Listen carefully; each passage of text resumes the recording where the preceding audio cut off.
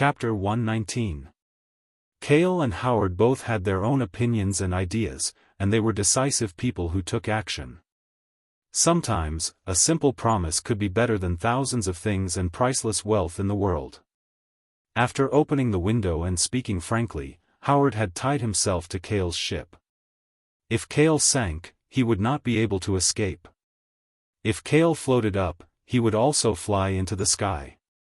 Stark Industries, which had a background of hundreds of billions in the future, was a top enterprise empire that covered a series of industries such as military weapons, high-end technology, and biomedicine. Cale did not put Stark Industries in his eyes at all. He only had eyes for Howard, the top talent. However, he was willing to take this opportunity to let Howard get rid of his identity as a company boss and officially become a full-time scientific logistics researcher. Stark Industries will secretly belong to Family Cal's property. On the surface, you can find someone trustworthy to manage it for you. Whenever you feel tired as a researcher, you can be the boss at any time. Cale looked directly at Howard and said sincerely, "I will provide you with a big stage and enough resources to let you show off your skills and peek into the truth of science and technology. It's a deal." Howard nodded solemnly. He knew that he had crossed the door of opportunity and chosen a path that was different from his original life track. In that case, then let's toast to our deeper cooperation. Cheers. Cale smiled and raised the goblet that was half filled with red wine. Howard quickly picked up the wine bottle and poured his own glass, clinking it with Cale's. "Boss, I should be the one toasting you." Howard shrugged and drank the red wine in his glass first. The last time the two had a preliminary discussion about cooperation, it was at a bar in a European ballroom. They had discussed a cooperation project for 40% of Stark Industries shares. This time, the two talked about cooperation for the second time, but it was on a speedboat somewhere in the Atlantic Ocean. They talked about the ownership of Stark Industries and Howard's own future. "Didn't you just say that there was no island on the map?" Cale finished the wine and put down the glass in his hand. He blinked and said to Howard, "In the future, if there is anything that subverts reality, show it. Don't hide it. It's scary."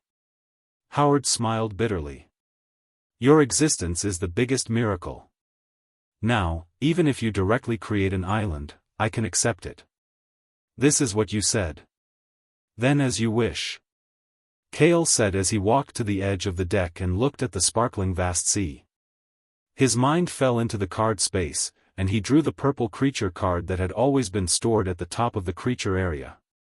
It was also the only purple card that he had. Super Ancient Dragon Turtle, current status, this area fulfills the summoning conditions? Confirm summoning. Cale said in his mind. In the next moment, Howard and Cale on the speedboat both widened their eyes at the same time. Above the sea area in front of the speedboat, the figure of a giant beast suddenly appeared. Its body was so wide and tall that they couldn't see the end of it. The moment it appeared, the large sea area in front of them was shrouded in the shadow of the giant beast. The giant beast's appearance was like a snapping turtle. Its body was brown, and its biggest feature was its size. It was too big. Even the giant whale of the known creatures on Earth is barely larger than one of its hands. The turtle shell on its back was completely covered by condensed reefs and grass. It piled up into forests and mountains, as if it was carrying a giant island. "Oh my God!" Howard opened his mouth wide in shock. He looked at the giant beast that Cale had summoned and took a deep breath as his whole body trembled. In front of such a creature, humans were so small that they were not even comparable to ants. Cale was also shocked. In fact, this was the first time he had summoned the ancient dragon turtle. The creature's physical form was far more shocking and frightening than what the card information had described. He should say that it was indeed a purple creature card. It was impressive. However, Cale was not in the mood to admire it. This was because when the giant turtle's body was completely summoned, it howled and its mountain-like body fell heavily into the sea below. "Cale, tell me this is not real." Howard was still in a daze. Cale, who was next to him, grabbed his arm and quickly performed air sprint. They rushed into the sky with an explosion of energy. Then, the giant ancient turtle's body fell into the sea. Under its weight of tens of thousands of tons, the surrounding sea was violently slapped and waves more than 10 meters high rose in all directions. The modern speedboat that was still anchored on the sea was like a leaf that was rolling and bobbing in the turbulent sea. Soon, even the wreckage was nowhere to be seen. Cale grabbed Howard's arm and glided in the air with his wings. The water splashed up on both of them. When the waves subsided, the lower half of the giant ancient turtle's body had sunk into the sea. Only the turtle shell was exposed on the surface of the sea.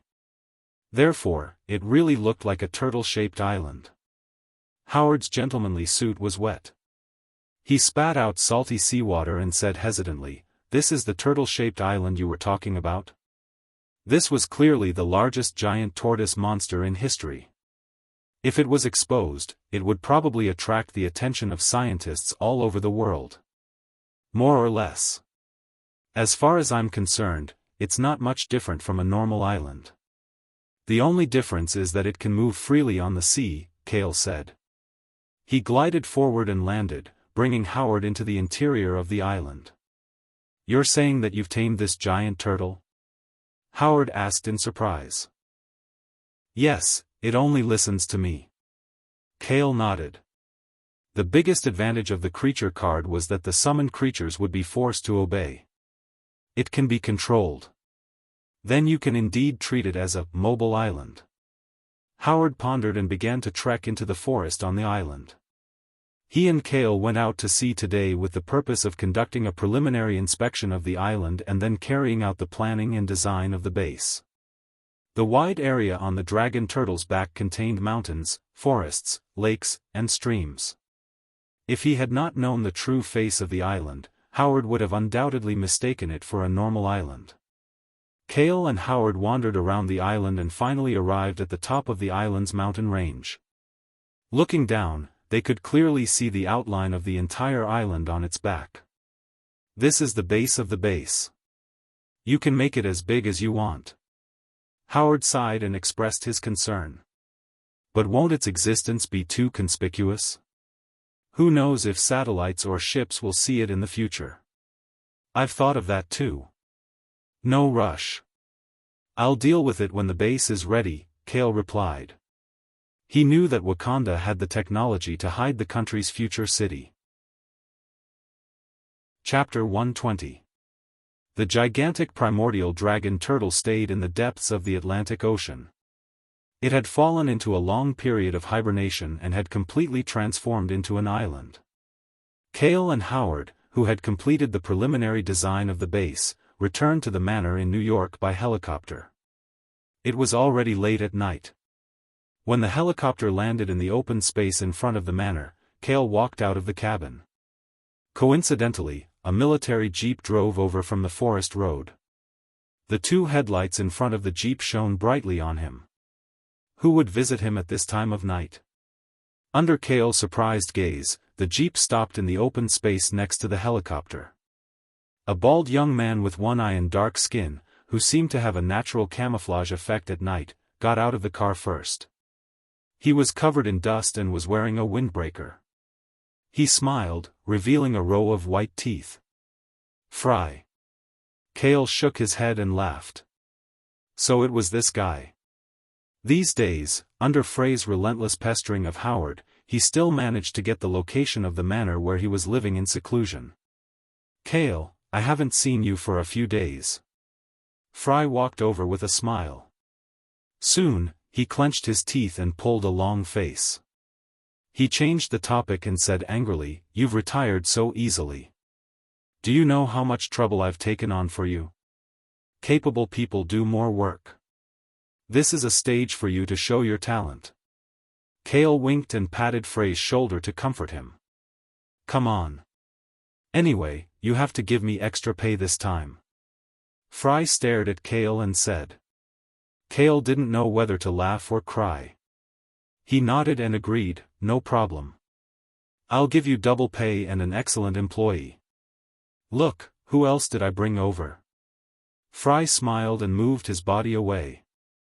From the jeep parked behind him, a middle-aged officer with a rough and muscular body stepped forward. Joseph. Cale smiled and hugged the burly man. He patted the man's back with a little force. Joseph and Fry. These two were his friends who had helped him a lot during World War II. They were also the military personnel who could still keep in touch with him. Fry and I resigned, but your position was promoted. Cale teased. Joseph, who had a major insignia on his shoulder, shrugged and smiled bitterly. It's all thanks to you, the symbol of peace. You don't know, right? General Chester resigned from his position as a 5-star general, but before that, he promoted the military ranks of all the officers who had fought alongside you. He said. If you're willing to come back, he'll apply for a 5-star general position for you. Joseph looked at Kyle with a serious expression as he spoke. Then, Fry. I can't even handle the military affairs of a major general well, let alone a 5-star general. When the time comes, I will have to trouble Fury. Cale refused calmly, not at all infatuated with the so-called 5-star general position. Fry nodded in agreement and smiled at Joseph. I told you, Cale won't agree to return to the military. I'm just passing on a message anyway. I don't plan on pleading for General Chester. Joseph said casually and straightforwardly. You've all come all the way here. Come in and have a seat. Cale suggested and looked at Howard, Fry, and Joseph. It was a gathering of old acquaintances tonight. The three guests nodded in agreement. As the host, Cale led them to the main entrance of the manor. Master. The two maids in the hall on the first floor hurriedly lowered their heads to greet Cale when they saw him return. One of the girls hurriedly approached and informed, the Wolf King and Scarlet Eye are having a duel in the backyard. Oh, they're fighting? Cale was surprised when he heard this. Venom, who had turned into a leather coat, also became restless. Wolf King, Scarlet Eye. These were the family code names of Logan and Yutong respectively. When outsiders were around, they would usually address them as such. Come, let's go and take a look. Cale waved his hand and led the three to the backyard of the manor. Logan was warlike by nature, and Yutong was petty and arrogant. He had expected that the two would fight sooner or later, but he didn't expect it to be so soon. Only after a battle is it worth trusting each other's backs. Cale muttered to himself, recalling the duel with Steve at the base. That was his youth that had long passed. In the backyard of the manor, on the open lawn. Under the illumination of the surrounding vintage lampposts, Lucy and 30 to 40 children sat in a circle on the lawn. This was the duel arena that the manor's family paid attention to. In the arena, an old man wearing a leather jacket and jeans was confronting a cute girl with a sword on her back. According to their age. Without a doubt, this was a cross-century duel between an old man in his 60s and a young child in her 50s. I'm going to make my move. Logan warned. He crossed his hands in front of his chest, and 3 white bony claws extended from each of his fists. This scene caused the nearby children to cry out in surprise. Just as Logan was about to attack, Yutong suddenly stopped him with a soft voice. Wait a minute. Logan was puzzled. He looked up and saw Yutong's calves moving back a few steps. Boss said. You're a warrior, and I'm a sorcerer. When we fight, we have to leave a certain space distance. Yutong said and walked to 10 meters away from Logan before stopping. Yutong imitated the usual Cale's movements. She waved her small hand, and the murasame that was half taller than her on her back was detached from the leather scabbard under the control of her mind. It was suspended above her head with a cold light. Sodium carbon steel. Logan glanced at the murasame with a little fear.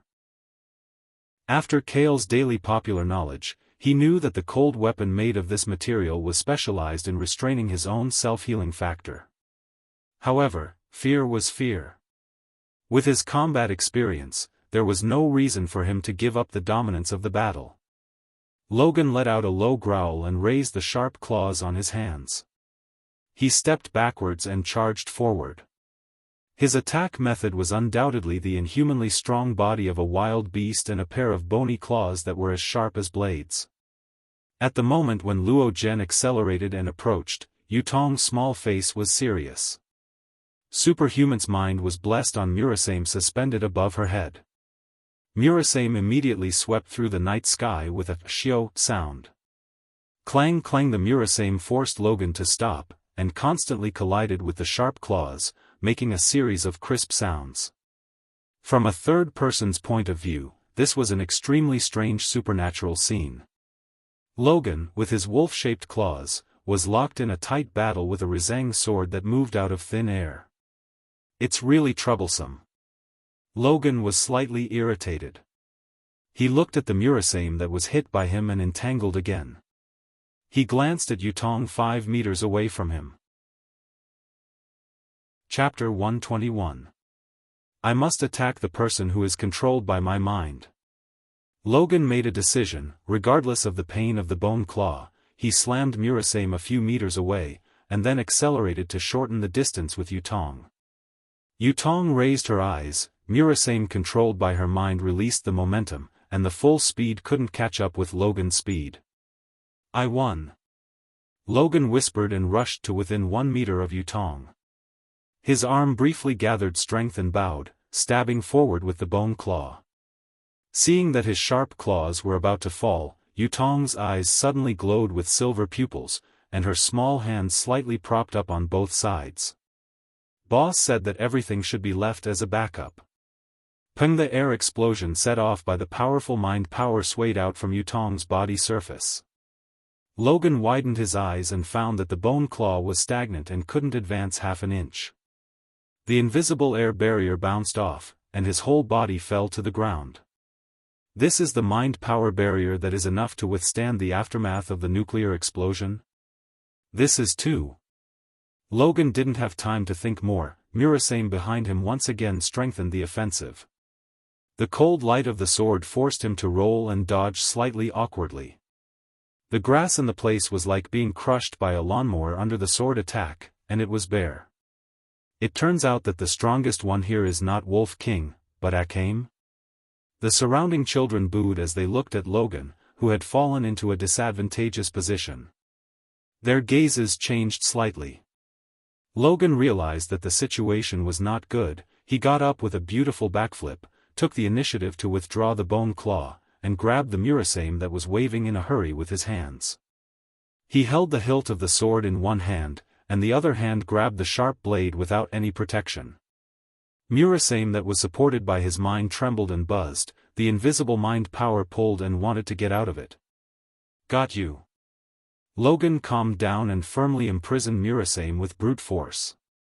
Yutong frowned and ran her mind with all her strength, but she couldn't take back the control of Murasame. The duel between the two began to evolve into a pure tug of war between strength and telekinesis. Logan dragged the violently trembling Murasame with both hands, and stepped closer step by step, regardless of the blood overflowing from his palms. Yutong raised her small face, unwilling to admit defeat. The silver light in her eyes faintly turned red, and her black hair swayed slightly as she was on the verge of losing control of her will. Just as the distance between the two was shortened to less than 2 meters, and the children on the field were holding their breaths nervously, a strong and steady voice suddenly came from outside the field. Stop, it's over. As soon as he finished speaking, Kale had already entered the battle. He quickly walked between the two of them, one hand supporting Yutong, the other resting on Logan's shoulder. Logan gasped and let go of the Nissan sword in his hand, lying back on the ground with physical exhaustion. Yutong's spiritual power was seriously consumed. She was dispirited and soft, and was hugged by Lucy, who quickly ran forward. Kale looked at Yutong in Lucy's arms and verbally educated. Murasame is given to you to improve the attack strength of your mind control, not to limit the diversity of your mind control attack. Murasame was restricted just now. You can directly give up Murasaim and control other objects around you to carry out a second attack. As for you, Logan. Kale pondered and said to Logan, who was lying on the ground, mind control is just right to restrain evolution of our body, and the sodium carbon steel material is just right to restrain the self-healing ability, but you can still rely on your superhuman physique and skills to crush, and even use speed to make the opponent's judgment and reaction can't keep up with you. This battle looked like a fight between gods, but in fact, it was too clumsy and inflexible, and it didn't perfectly display the highlights of their abilities. However, after this battle, Kale also thought of the shortcomings of the two's abilities and a solution to make up for it. Although Yutong's mind control was strong, her body was still too fragile. It could be combined with the Super Agent ability card to strengthen her physique and extend her pitiful lifespan. In a one-on-one fight, if Logan didn't encounter someone like Yutong, he could definitely exert 200% of his combat power in a pure melee fight. At present, there was no card suitable for him. If there is enough adamantium, his body can enter a new height, Wolverine. Kale secretly pondered. Under his gaze, Logan had a premonition and his hair stood up. He quickly got up from the ground, covered his injured left palm, and said that he wanted to bandage it. Okay. Hurry back to rest, I still have to receive guests. Kale reminded them. Only then did the people in the manor notice that there were still 3 guests watching from outside the backyard. However, perhaps because they witnessed the inhuman battle just now, the subversion of their imagination made them feel some kind of shock, and they were still standing there in a daze. Inside the manor, in the reception hall on the 2nd floor. Kale, I thought you were the only superhuman in the world, I didn't expect there to be 2 here. Joseph exclaimed. Fry echoed, yeah. I've seen Logan before in Germany. I didn't expect him to be so strong, to be able to extend the claws of a beast from his hands to fight. Howard maintained his gentlemanly manner and smiled. He was the calmest of the 3. After seeing Kale's various abilities, he was now used to it. Kale. Why don't you let Logan or that little girl help me? Fry couldn't wait to ask. What's wrong? The department that the president said last time to target the Hydra remnants lurking in the world has been built? Kale asked with a little interest. The United Nations Council has agreed to the application, but the specific procedures and projects have not yet been implemented, and the name of the department is still tentatively decided. I'm here to listen to your opinion. After all, this department was originally established because of you. Fry asked Kale, what do you think of the name Swordsmanship Bureau? Swordsmanship Bureau? Kale, who was sitting on the sofa with his legs crossed, was stunned. The name made him recover for a long time, and he hesitated and said, would it be better to call it S-H-E-L-D? Fry and Howard were slightly stunned, and they both seemed to sadly think of a man in tights with a shield on his back. Fry agreed and said, it's fine. Then let's call it S-H-E-L-D, and its full name is Homeland Strategic Defense Attack and Logistics Security Bureau. This newly established S-H-E-L-D is not just for show. The president asked us to fully cooperate with this mysterious department. Some of the cumbersome political procedures are also green light. Joseph sighed. After all, it's Kale's name as the symbol of peace. Fry looked at Kale confidently and said in a deep voice, you are now the director. With you, I believe that S-H-E-L-D will become the world's strongest defense shield. Kale shook his head and said, no one is more suitable for the position of the first director of S-H-E-L-D than you. Then you should at least have a real position, right? Fry still didn't give up and said, without you, S-H-E-L-D's strongest backer will be gone. Kale asked Howard, do you have a real position in S-H-E-L-D? Howard nodded and said, they want to hire me as the Director of Science and Technology of the department, but Stark Industries is too busy, so I only agreed to be the technology consultant of the strategy department. Chapter 122. SHELD. Chief Strategy Consultant? Several people in the reception room on the second floor were stunned when they heard this, and they all had strange expressions on their faces. A symbol of peace with top combat power, as the chief consultant of the department? This was even more ridiculous than Logan being a nanny. Most importantly, even Fry didn't know that the new SHELD department had such a position. Didn't you ask me to be in name only?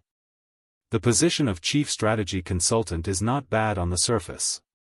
If there are any major decisions in the department, I can participate in the discussion when I have time. Kale said with certainty. He had his own ideas in mind. SHELD. Marvel was a mysterious high-end organization that dealt with supernatural phenomena and maintained world peace on Earth. It tried in vain to use ordinary agents and weapons to fight against alien invasions and even evil gods, but it was destined to be a thankless and bitter position. In essence, it was originally founded by the remnants of the Hydra organization. As the largest hiding nest in the world, the daily annihilation operations against Hydra were a classic case of a thief crying thief. It wasn't until after the 21st century, when Nick Fry, as the successor of SHELD, formed the first superhero force in history, the Avengers, that it truly reflected the value of its existence. Kale didn't intend to step into the muddy waters of SHELD. Even if the new department was clean now, it had a long history and it would inevitably be infiltrated by the Hydra organization in the future. This was also the original intention of why he founded Family Cal. Only when the power was completely in his own hands could it be considered a real card and foundation. As you wish. Even if it's a nominal position in SHELD, it's better than all the resources provided by the president. Fry said helplessly with a slight headache. I'll say this first. If in the future, I find out that SHELD is using a fake name to do evil things like Hydra. Since I can help establish it, I can also destroy it, Kale said casually, but the domineering and indifference in his words made the reception room turn solemn. Howard raised his goblet confidently and tasted the wine. Joseph retracted his gaze in awe and fear, while Fry hurriedly wiped the cold sweat off his forehead. No one dared to question the authenticity of Kale's words, because the corpses of those who did were still lying in the graveyard of the battlefield, and weeds were about to grow out. A symbol of peace. No matter how glorious the title of a god-tier hero was, it couldn't hide the fact that it was a title that was exchanged with the lives of countless soldiers and the terrifying battle record of the destruction of countries during the dark period of World War II. In other words, it was fortunate that the people in the reception room were all old acquaintances. Otherwise, even if the new president and General Chester came, Kale wouldn't give them any face and interact with them in a friendly manner. Fury immediately made a military oath. Kyle, I'm not going to kill you. I promise you, as long as I'm here, SHELD will never do anything that goes against its original intention. That's good, Kale nodded calmly. SHELD was a double-edged sword. If it wasn't used well, it would become a source of disaster. If it was used well, it would also be a very useful force on the surface. There were a lot of things that Family Cal couldn't do in person, but they could do it boldly through SHELD, which was recognized by the United Nations. Don't even think about Logan and Yutong. But SHELD is still in its infancy, and it does need enough elites to hold down the fort. Kale pondered for a moment, then made up his mind and said, I have a suitable candidate in mind. Who is it? Fry hurriedly asked. Don't worry, you've seen the person before. He's still somewhere else. Kale thought for a moment, then opened a small notebook that had been covered in dust for a long time. He looked around at everyone and said, use your intelligence-gathering methods and help me gather all the information about the Soviet Red Room tonight. The Soviet Red Room, the rumored super-secret service organization? Joseph was shocked. He seemed to have thought of something and said with even more shock, wait, are you going to attack them? Fry quickly reacted and explained, you don't know, right? The Soviet Red Room once sent female agents to sneak onto a battleship to ambush Kale during World War II. Ambush you? What are they thinking? Howard couldn't help but laugh. Of all the people they could ambush, why did they have to target Kale, the god of slaughter? Don't worry, I'm always reasonable, and I won't attack them. I'm just going there to collect some debts. Kale smiled faintly. His words shocked everyone again. Everyone joked, Kale is always reasonable. The night deepened. Howard, Joseph, and Fry said goodbye to each other. After they left the manor, the second floor of the building fell into a long silence. Kale silently leaned back on the sofa. Outside the door of the reception room, a big pillow was floating and moving like a magic blanket. It carried Yutong, who had changed into pink pajamas, to sit down beside him. How was it? Kale patted Yutong's little head and asked. The three guests just now didn't have any bad intentions toward you, boss, Yutong said telepathically. Okay, you don't have to pry into their thoughts anymore. They are all friends that you can trust. Kale shook his head. He didn't ask Yutong to do these things, but Yutong still secretly insisted on doing this. Just like what he said before, Yutong was his sharp blade. Sometimes, for him, she would eliminate all the potential enemies that had different intentions, including the members of Family Cal. Sometimes, the human heart is complicated and changeable. If you blindly pry into other people's thoughts, it will be difficult to make real friends, Kale told Yutong. I don't need friends, as long as I have boss, that's enough. Yutong didn't use telepathy this time.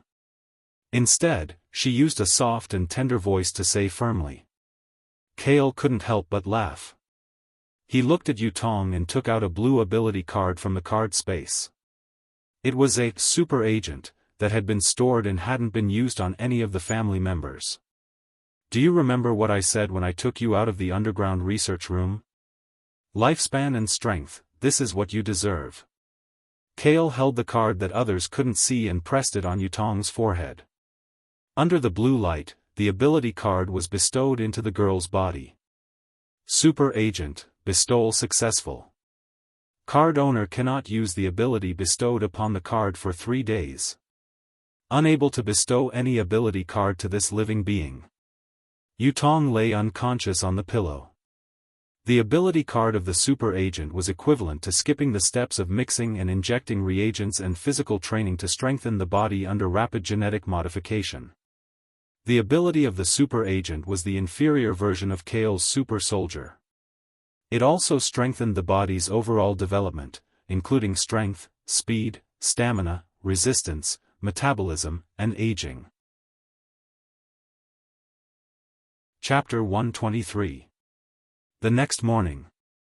A pile of information about the Soviet Red Room was collected by Fry and Joseph using national and military channels and passed to Howard. Howard simplified the statistics on the supercomputer and sent it to the manor via telegram. There were nearly 20 hidden locations that were suspected to be the Soviet Red Room. Many of them were probably fake information that was deliberately leaked by the Soviet Union and mixed with some military bases. The probability of the most accurate hidden location being true was less than 10%. This couldn't be helped. As a military empire, the Soviet Union was the cradle of the spy organization fully supported by the military. Other than some of the Soviet Union's top officials and internal personnel, no one knew the exact location of the Red House. This was because only the super agents of the Red House had successfully infiltrated other countries and disguised themselves as secret spies. No one had ever been able to track and locate them. But luckily, Kale had prepared a backup plan before this. When he imprisoned Natasha on the battleship, the electric shock collar that he put on her neck was the key item. That black technology was personally produced by Howard. Naturally, it wasn't an ordinary product. In addition to the high voltage that was instantly released and the anti-lock function that was difficult to remove, the electric shock collar was also equipped with a miniature positioning device. Kale was very sure that when the Red House valued Natasha so much that they sent other agents to forcibly take her back, they would definitely return directly to the Red House base and then let the professional technicians remove the electric shock collar. Before the electric shock collar lost its GPS signal, Howard was naturally prepared to collect this information. That day, Kale wanted to end the battle quickly. He ordered Logan and Yutong to follow him and asked Howard to arrange the fastest transport aircraft to depart from New York to the Soviet Union. At this time, the Soviet Red Room still didn't know that a big nuclear trouble was on the way. Russia's Ural Mountains, Shindy Island that extended to the north. The desolate plains were incomparably vast. Ice dregs and gravel had turned into a thick layer of frozen soil that spread across the ground. The sky was covered with dark clouds, making it look gray and hazy. By the time Kale, Logan, and Yutong arrived, the temperature in the evening had already reached -20 degrees Celsius. Even a drop of water would turn into ice. "Boss, do you think the Red House will really choose a place like this as their base?" Logan exhaled, and a ball of hot air came out of his mouth and turned into white smoke. The GPS signal was cut off in this area. There should be a man-made signal jammer. Kale fell into deep thought. He raised his eyes and looked around. All he could see was a desolate wilderness. Ever since the Battle of Nissan, the Blue Eagle had disappeared without a trace. It was as if it had been buried in an unknown corner of Tokyo along with the pursuing fighter jets. Otherwise, at this moment, it would be most useful. Just as Kale was thinking and trying to split up to search, at the end of his vision not far away, a faint light of day lit up, and a small mushroom explosion rose up with a dull sound. This feeling? Kale and Yutong's pupils contracted, and they subconsciously tensed up. For the two of them who had escaped from a nuclear explosion, this explosion scene was all too familiar. Is it a nuclear weapon? Logan was also shocked. He looked at the explosion in the distance seriously, but the three of them quickly let go of their overly tense guard. The main thing was that the mushroom explosion only covered an area of less than 100 meters before it, disappointingly, stopped. If this was considered a nuclear bomb, then a nuclear weapon was too weak. I know, this should be the Soviet Union's nuclear weapons research and development site. Kale shrugged. If they encountered nuclear explosions everywhere they went, then they were really unlucky. Does that mean we're in the wrong place? Logan asked in surprise. Yutong raised her small face and expressed her opinion through telekinesis.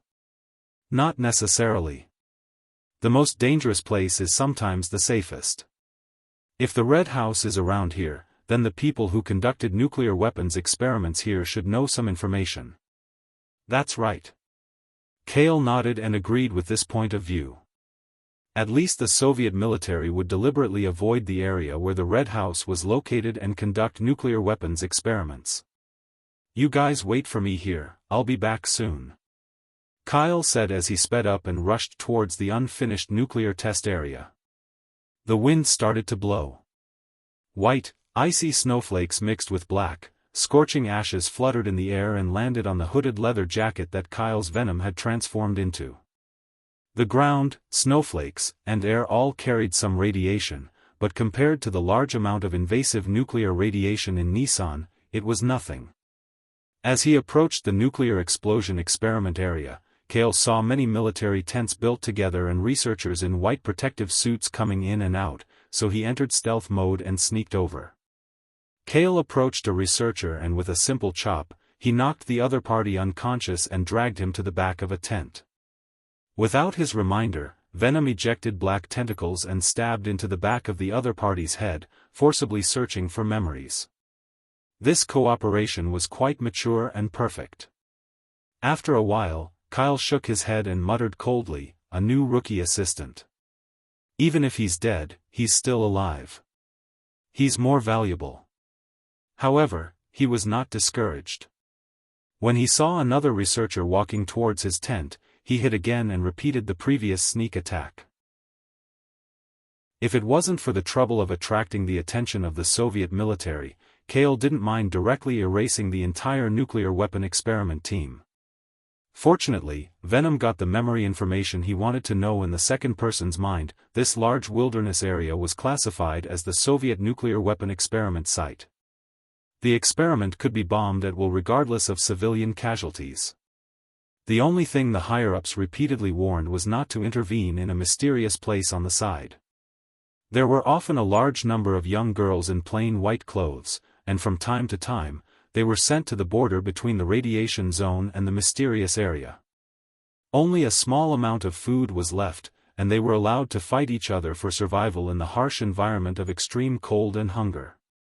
The last surviving girl who got the food and survived for a week would be taken away by the personnel in the mysterious area.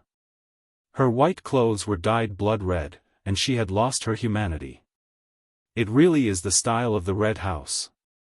Kale sneered and retreated from the radiation zone.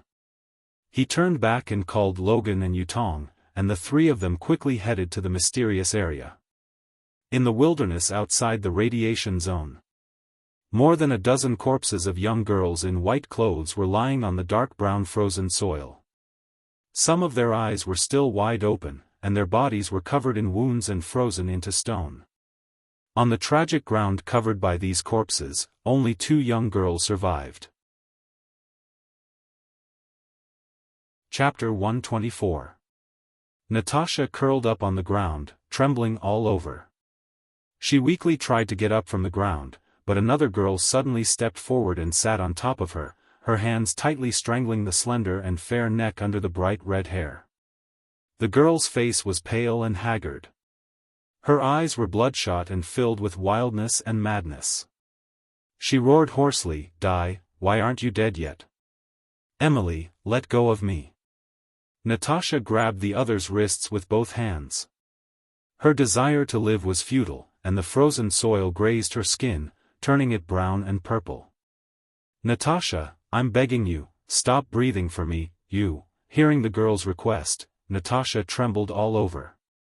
Her only good friend, Emily, who used to be her classmate, now desperately wanted to kill her and fight for that last bit of food, as well as the chance to continue living under the rules of the Red House. This was true human nature and the cruel reality. Emotions and compassion were burdens. Only by using herself as a killing machine that abandoned emotions could she survive to the end and become the strongest agent in the organization, the Black Widow. Natasha tilted her head. In the corner of her eyes, on the desolate wilderness, there were piles of corpses of girls that had frozen solid before they could rot. A teardrop flowed out from the corner of her left eye, and it immediately froze into frost along with the blood. This was the last tear of her life. From now on, that weak female self was completely wiped out from the bottom of her heart. "Sorry, I also want to live." Natasha's face was cold. She kicked up with both legs, and her surprisingly flexible body crossed her calves. Similarly, she grabbed Emily's neck and pulled her back. An eye for an eye. Emily didn't expect Natasha to still have the strength to fight back. Shocked, she used all her strength, wanting to completely cut off Natasha's breath. "Emily, you still forgot that I was the one who secretly gave you the combat lessons. If only one of us is destined to live, then let me take your share and continue on." As Natasha screamed in her heart, a cold light appeared in her eyes. She used the last bit of strength in her body, using her wrists, waist, and calves. Natasha pushed Emily's hands away. At the same time, she abruptly rolled forward, her calves clamping onto Emily's neck as she spun 180 degrees in the air. Following a clear cracking noise, Emily's neck was broken in the air. Her eyes dimmed as she fell to the ground. "I won." Natasha gasped for air. She lay on the cold ground, exhausted, and her stomach growled in hunger. She gnawed on the frozen ground with her teeth and used it to crawl and move her body. Soon, she stopped beside a small pile of black bread stained with blood and snow. Natasha didn't even think about it. She opened her mouth and bit into the small piece of black bread. She swallowed it without chewing too much. Clap. Clap. A burst of applause sounded out of nowhere. Natasha looked up weakly and saw a middle-aged man in a military uniform walking towards her. "Well done. You are indeed my daughter. Now you are the real Black Widow." The man smiled happily. He didn't have the luxury of stopping his applause. Tara's. Natasha clenched her teeth. Her red hair covered her face. Her eyes were filled with anger and coldness. Taras Romanov, her adoptive father, one of the high-ranking members of the Soviet Red Room. He raised her to be a cold-blooded spy. Very good look. You will become the strongest Soviet Red Room agent in history. Taras praised. He didn't care at all about Natasha's hatred and resentment towards him. After all, everything was meaningless after being brainwashed. Agents' emotions, memories, and even their humanity were wiped away. As long as they followed the procedures and completed the mission of espionage and assassination, it would be enough. This was the Red House. It was a powerful organization that did everything flawlessly. Taras was very confident. He stepped forward and was about to take Natasha back to the Red House. "Natasha, you look really ugly now." At this moment, a cold voice suddenly sounded from behind. When Natasha heard the familiar male voice, she tried to open her eyes. Her empty eyes regained the splendor of hope. Taras turned around in surprise. On the vast frozen ground behind him, there was a strange combination of a girl, a young man, and an uncle. The uncle had a cool buzz cut. The girl and the young man both wore hoods to cover most of their faces. "Residents nearby? Don't you know that this is a restricted area?" Taras asked coldly. His left hand pulled out a large-caliber pistol from his waist. Although there were 3 of them, he also had the physique of a super agent. But the leader of the hooded youth didn't even look at him. His gaze fell on Emily. "Don't lie on the ground and pretend to be dead. Last time, you escaped from the battleship and lost a dozen of my soldiers. I haven't settled this debt with you yet. That was the work of other Red House agents. It had nothing to do with me," Natasha weakly explained. Her body was still lying on the ground. She couldn't help but laugh. She asked, "Last time, you said that you wanted me to join your side. Does that still count?" "Yes." The hooded youth nodded and gave a cold and simple reply. But this one word was enough to change Natasha's current situation. She took a deep breath and narrowed her eyes. "Then take me away from here. Logan, bring her here," the hooded young man ordered. The short-haired man beside him immediately ignored Taras, who was holding a gun, and quickly approached Natasha. "Do you think I don't exist?" Taras was shocked and angry. From beginning to end, the 3 people who suddenly appeared didn't even look at him. Now, they had reached a verbal agreement with Natasha and were going to take away the top agent trained by the Red House right in front of him. Taras took the lead and stared at the approaching Logan.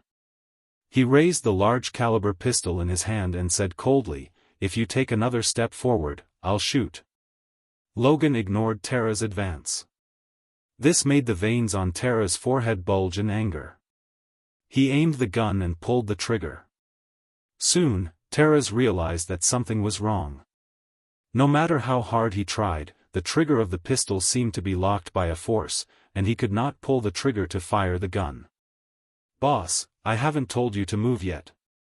The petite girl next to the hooded youth coldly looked at Taras, her eyes shining with a silver light. Taras' expression changed. The pistol in his hand flew out of his hand and floated in the air. The muzzle of the gun was aimed at his master. At this time, Logan, who was unobstructed, had already walked up to Natasha. He picked her up with one hand and carried her on his shoulder.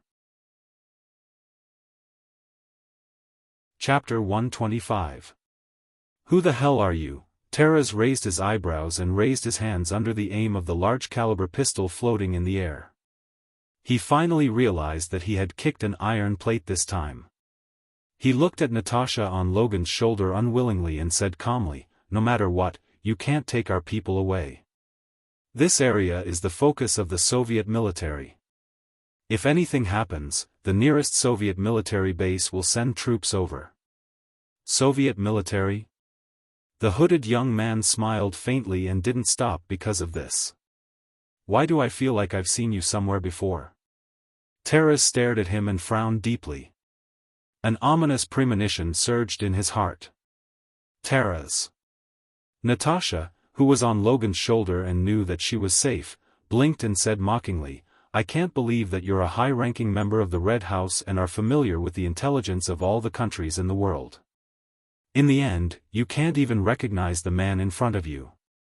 Taras frowned and looked at the hooded young man who was the leader of the three people. He tried to identify him from head to toe. The young man happened to look at him. The half of his face covered by the hood was handsome and cold like a knife. His blue eyes were confident and bright, revealing an indescribable sense of majesty and oppression. "Wait, you are..." He recognized him and gasped. His whole body trembled and he couldn't be more shocked. "God! Why is that fiend here? Mr. Kale, why are you here in the Soviet Union? Prime Minister Stalin wanted to see you for a long time. The United States Ministry of Foreign Affairs didn't inform us." Taras smiled bitterly and scolded himself. He should have thought of it earlier. The only person who could make Natasha change sides and ignore the threat of the military in the Soviet Union was the man in front of him. Kale of the United States, the symbol of peace, the legendary figure who ended World War II, and the godlike superhero in the United States. "You should know that I retired from the United States military, right? I'm just representing my personal position now," Kale said as he pulled down his hood, revealing his shiny blonde hair. With a devilish smile on his face, he said, "During the war, your Red House owes me something. Including the interest, it's not a small amount. If you don't mind, I can go to the base near your place to sit down and talk." "I understand." Taras nodded solemnly as he broke out in cold sweat. The moment he found out about Kale's identity, he understood that this matter was not something he could handle alone. In the depths of the wasteland mysterious area, the Soviet Red Room subbase. "Officer Taras is back." The armed soldiers guarding the entrance of the base were solemn. Just as they were about to open the door to welcome them, they were stunned. Taras, who was usually arrogant and haughty, bowed his body and followed a young man to the entrance of the base. Behind him was a little girl with a sword and an uncle carrying Natasha. "What are you waiting for?" Taras glared at the guard anxiously. He wiped the cold sweat off his forehead with his sleeve and said hurriedly, "Hurry up and open the door. Also, send someone to inform the higher-ups that a distinguished guest had arrived. There are important matters to discuss." "Yes, sir." The guard hurriedly replied. This was the first time the Red House had received an uninvited guest. Most importantly, the other party's background was too great. A single mistake could cause a disaster that could endanger the country's security. World War II had just ended not long ago, and a hero who symbolized peace had taken the initiative to come knocking on their door. Anyone would be flustered, let alone the Red Room organization, who knew that they were in the wrong. Kale and the others sat down in the reception hall of the Red House's main building. The next batch of training agents were collectively called over as servants to receive them. Taras asked for 10 minutes of discussion time and entered the conference room with the other two Red House's higher-ups. They closed the door and discussed how to deal with this emergency. The Red House has not been discovered by outsiders for so many years. How did he find it? As the highest leader of the Red House, Norris asked. That's not important anymore. Taras held his head tightly and said irritably, "What's important is that our previous sloppy mission offended Kale. Now he's brought people to our door to demand an explanation and a so-called debt. He said that he's already retired and is only representing his personal standpoint. It hasn't escalated to a conflict between countries. Just him alone, isn't that enough?" The other Red House executive was very helpless. He thought for a moment and said, "If we can compromise and pay a price to resolve this peacefully and ask him to leave the Soviet Union, that would be the best outcome. If it could be resolved reasonably, that would naturally be the best." After all, no one wanted to really fight with that man. The problem is, Kale is now very determined to take Natasha away. Natasha herself has also betrayed the organization and agreed. Also, under the astonished gazes of the other two, Tara sighed and said, "He said that he wants us to hand over the super agent's reagent formula." Impossible. Norris and the Red House executives' expressions changed drastically as they rejected in unison. Norris's face was stern as he said coldly, "The super agent's reagent formula is the foundation of our Red House's ability to create top-notch agents. It's absolutely impossible for us to hand it over." Of course I know this, but Kale also said that if we don't bring out something sufficiently sincere, he will destroy this place in 10 minutes. No, in less than 5 minutes. Taras looked up at the clock and said bitterly as he completed the transmission. The Red House executive's mouth was wide open as he stammered, "How is this a negotiation? It's clearly a threat. Too arrogant." Norris vented his anger by slamming his fist on the conference table. The dull sound reverberated throughout the conference room. Taras moved his mouth, but there was still one more thing he didn't say. That was, the other party does indeed have the capital and strength to threaten them. There was no need for him to say it. The 3 people present who could sit in the Red House executive positions were all well aware of it. After another round of discussion, when there was only 1 minute left for them by Kale, the 3 Red House executives finally reached a compromise. First of all, the Black Widow Natasha could be abandoned. No problem. Secondly, the super agent's reagent formula could not be compromised. Otherwise, they would rather fight to the death with the other party. Even if they had to sacrifice the Red House base, they could not give the Americans the ability to create super agents. But to ensure that Kale would accept their compromise and return peacefully, the 3 added something else to replace the super agent's reagent formula. In the reception hall of the main building, Kale sat calmly in the seat by the window. The Red House buildings were large retro bungalows. The floor-to-ceiling curtains were all blood red in color. Under the sunlight outside, the interior was illuminated with crimson light. Logan and Yutong were equally unworried. They were so calm that it was as if they were in their own manner. Any one of the 3 of them could destroy the Red House base. If the 3 of them came together, it would basically ensure that the other party had no chance of making a comeback. Chapter 126. Taras, Norris, and the executives of the Red House came out of the conference room, followed by a few female agents in tight black leather. Kale in the reception hall saw this, glanced at the clock, and said with a faint smile, "There are 10 seconds left. It seems that you have discussed and made a decision.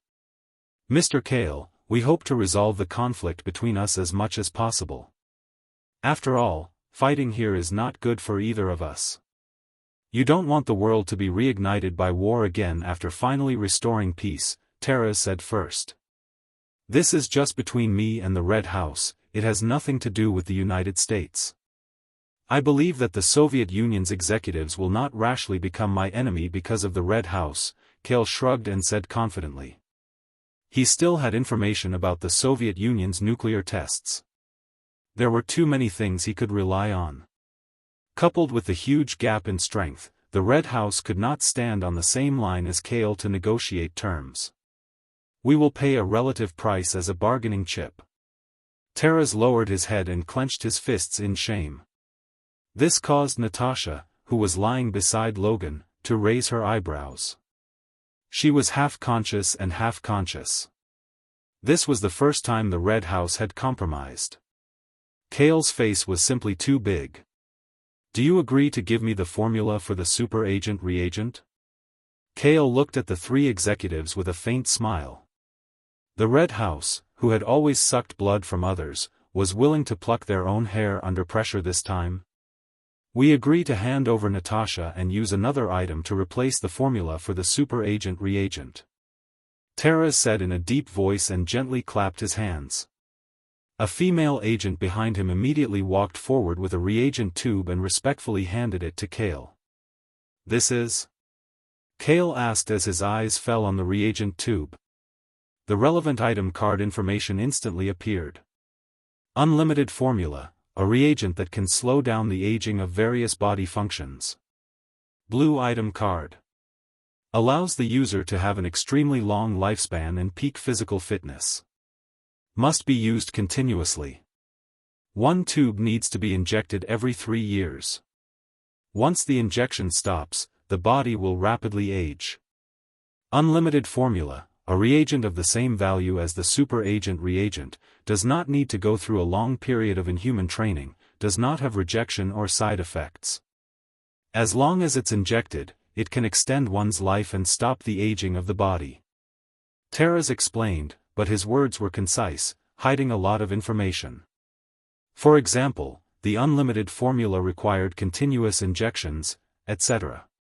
However, Kale, who had read the card's information, already understood. He nodded slightly, picked up the potion formula and put it into the pocket of his leather coat.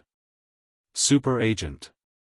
As long as Natasha was in his hands, he would be able to draw cards and spend a lot of time to replicate the ability endlessly. The infinite formula wasn't classified as an ability card when used as an injection, but it could be given to Howard as an experimental drug for research, and the cracked version could be mass-produced. In his eyes, the unlimited formula was definitely more than 10 times more important than the super agent reagent. "It was a pleasure working with you. From now on, the conflict between us has been resolved." Kale smiled gently, got up, and snapped his fingers. Logan understood and carried Natasha, and Yutong also jumped down from the sofa where the soles of her feet couldn't reach the floor. "Tara's, send the 3 guests out."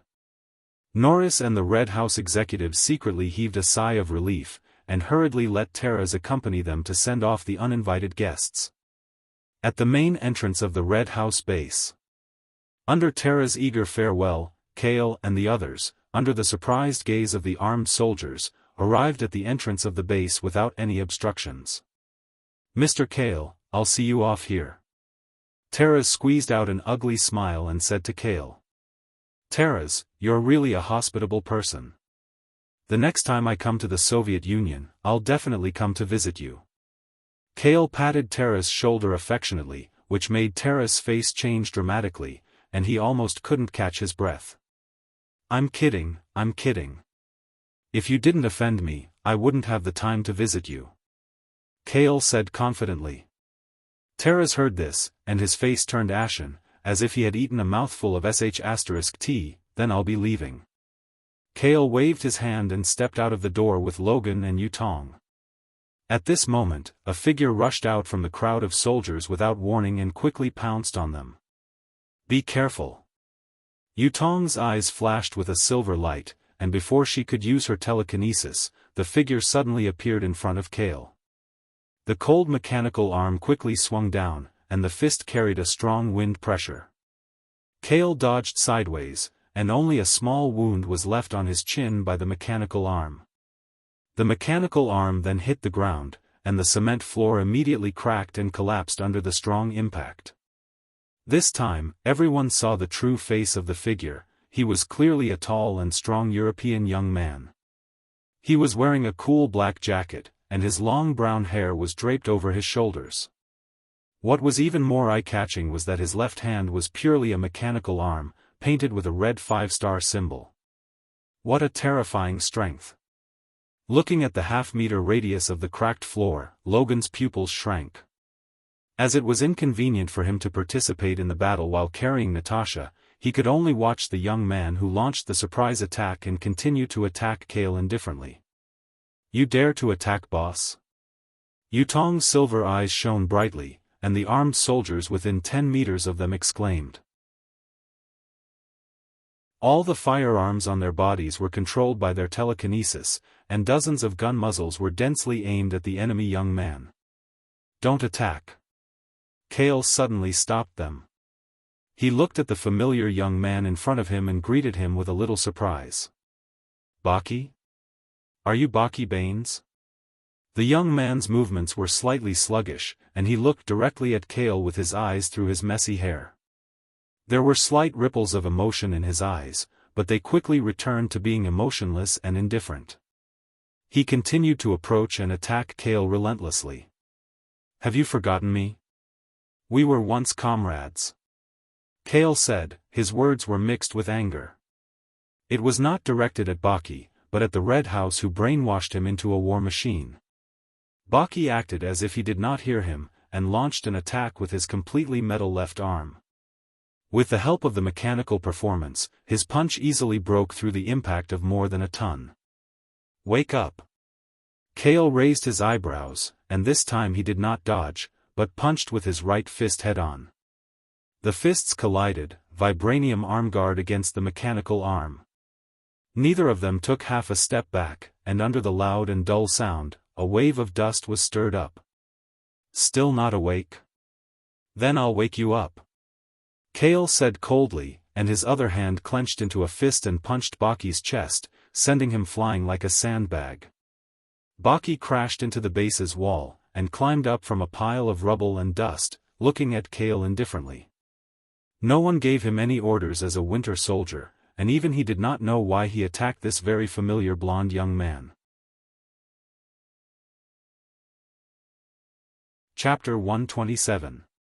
To be honest, when Baki lost control and attacked, Taras, who was beside him, had a glimmer of hope that Dong Bing, who was currently the strongest in the Red House, would be able to kill Kale. However, when he saw Kale take on Baki's strongest mechanical attack head-on, Taras felt as if a bucket of ice water had been poured over his body and mind.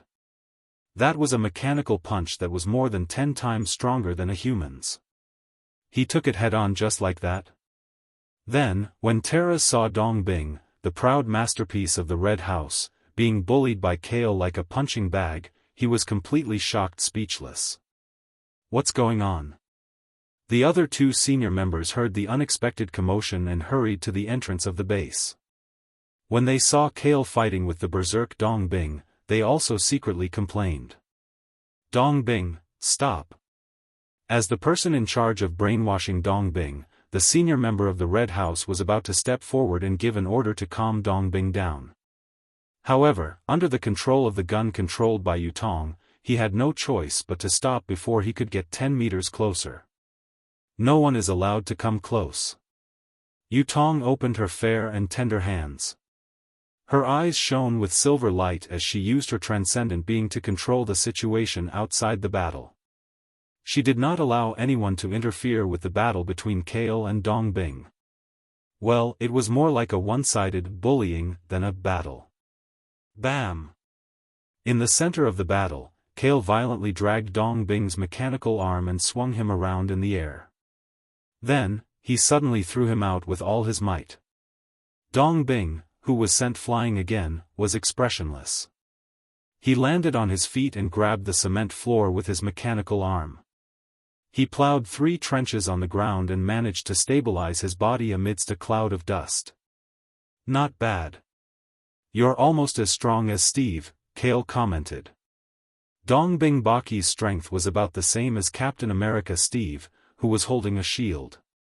Their physiques and combat skills were almost the same. The only difference was that one had the adamantium shield to withstand damage, while the other had the mechanical arm to attack. One was on top while the other was on bottom. There was nothing wrong with loving and killing each other.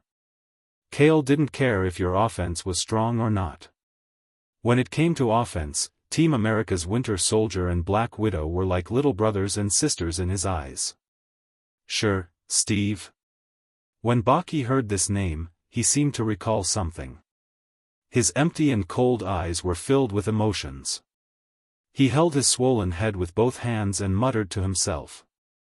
"I knew it. Even if you've forgotten my name, you won't forget Steve Rogers, Kale smiled and slowly walked closer to the Baki, continuing to guide the story. Have you forgotten? Steve is your best friend. You saved him from gangsters in the streets of New York. Steve also broke into a German factory to rescue you. Steve's name was like a key, driving Baki to hold his head and roll back and forth on the ground. It was as if a sealed memory bank was being forcefully opened. When the Red Room executives outside the battle saw this scene, they whispered urgently, "Not good, Winter Soldier's original memory is about to come back. With that man here, we can't do anything. There's nothing we can do." Another executive, Norris, shook his head and tried to persuade them. Kale looked at Baki, who was rolling on the ground, and continued to say, "You, me, and Steve, the three of us were on a mission. You were thrown out of a high-speed train to save Steve and fell down a glacier cliff hundreds of meters high." Steve, a speeding train, a glacier cliff. Baki shuddered and his closed eyes suddenly opened. He raised his head and looked at Kale beside him. His eyes gradually regained their clarity.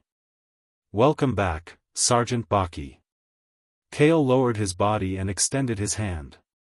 Baki grasped it firmly with his mechanical left hand and stood up with help. His first sentence stunned everyone who heard it. "Major Kale, I didn't expect to meet you here." "Major?" Kale nodded with a strange expression. No one had called him that in a long time. "Why, is there something wrong?" Baki scratched his head. Logan carried Natasha over and explained, "The boss was promoted to Major General a long time ago. Of course, he applied for retirement after the war ended." "Major General? Wait, you said the war ended?" Baki was stunned. During the time he was brainwashed by the Red House, even he didn't know that more than half a year had passed in the outside world. "I'll talk to you on the plane back. There's also the matter about Steve." Kale patted Baki's shoulder comfortingly and scanned the Red House personnel around him. "I can help you kill them. How about it?" As the undisguised cold words fell, the armed soldiers and senior officers of the Red House turned pale and stared at Baki with trembling bodies. Baki took a deep look at the senior officers of the Red House and shook his head. "Forget it. They saved my life, so I'll take it as my repayment for their brainwashing and controlling behavior." When the people in the Red House heard this, they slumped to the ground as if relieved of a heavy burden. "Then let's go." Kale didn't care and stepped out of the base. Logan, Baki, and the others followed. Not long after they left, the guns floating in the air of the base lost control and fell to the ground like rain. Howard's men arranged for the transport fighter returning to New York. "Is that so? Steve, that guy actually. Kale, you actually ended World War II? A superhero who symbolizes peace?" Baki was emotional when he saw the new information. He was both sad and surprised. He didn't expect so many things to happen in the half-year he was in the Red House. He was in a daze for a long time and didn't recover from it. Especially when he knew that Steve's fighter jet crashed into the ocean and disappeared with the fighter jet. He sat in the fighter jet's seat inside. Logan put the unconscious Natasha on the seat. His sharp eyes seemed to have noticed something and looked at Kale's face in surprise.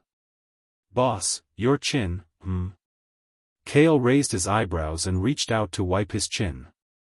Some sticky blood smeared on his fingers.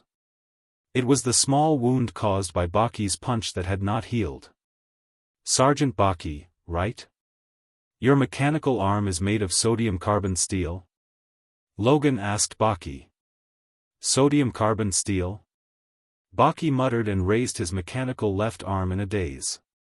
He shook his head and said, "It's just made of mechanical parts made of stainless steel." "Then why?"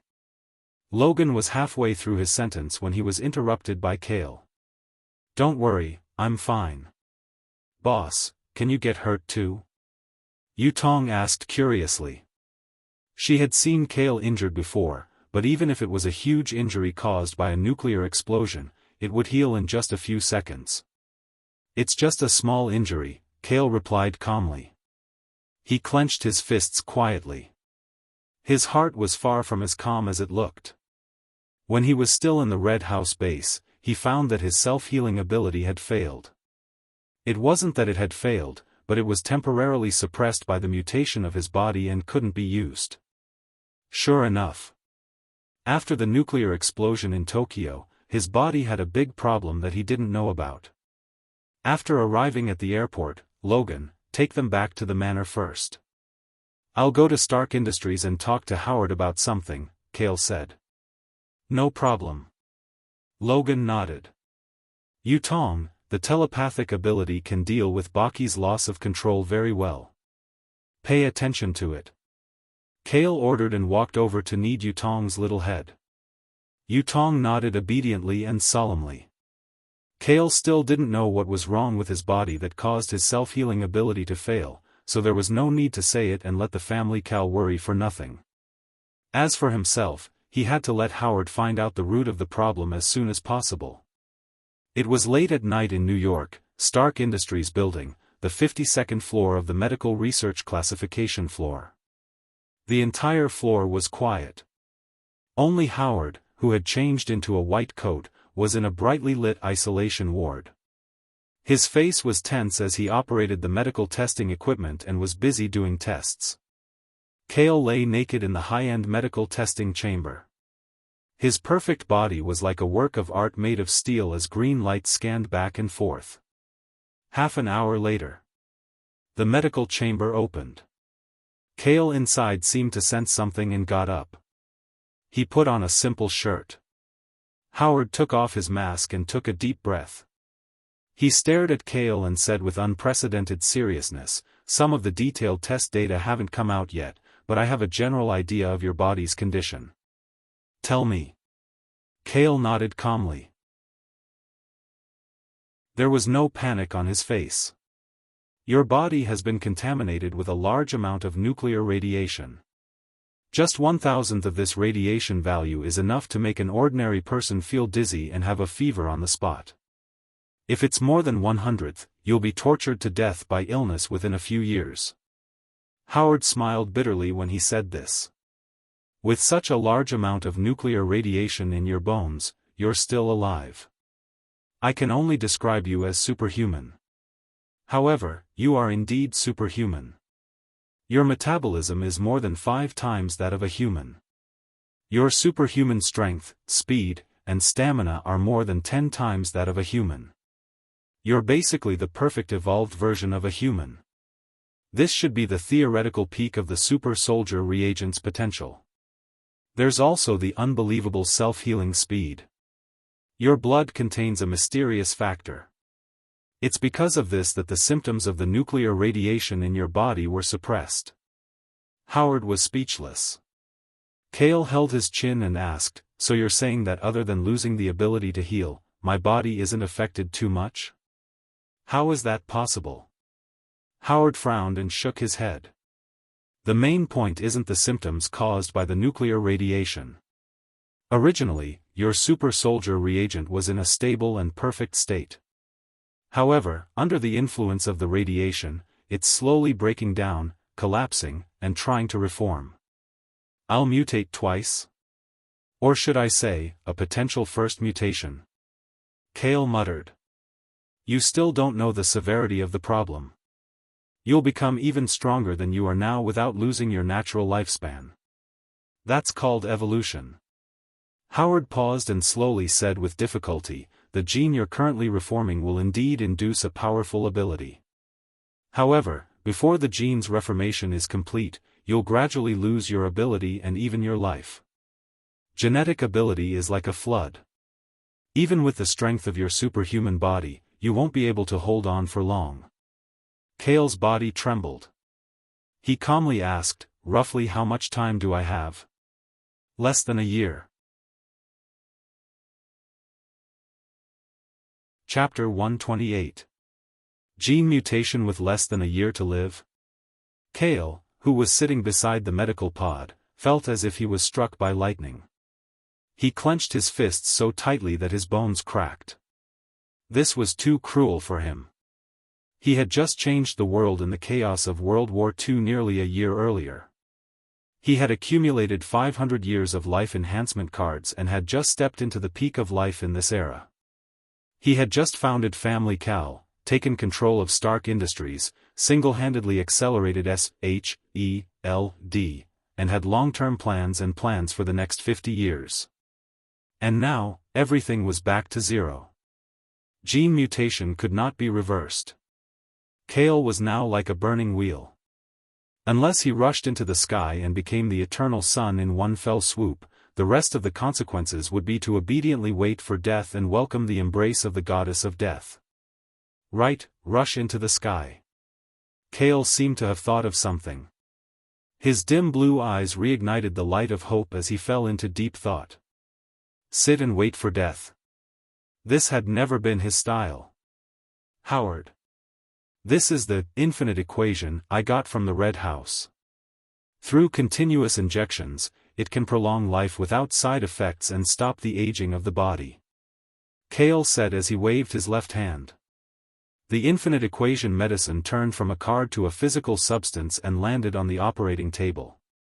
Howard heard this and quickly took the reagent in his hand. He said excitedly, "Then this thing might save you?" Kale shook his head gently. He did not have the heart to discourage him. "This thing is useless to me. My super soldier constitution and self-healing factor can achieve the effect of the infinite equation by itself. The infinite equation, life enhancement cards, and even the sacred healing medicine senzu beans from before were useless to him. After all, gene mutation was not a disease to begin with. Then this." Howard put down the infinite equation medicine in his hand in disappointment. Kale continued. "This thing is prepared for you.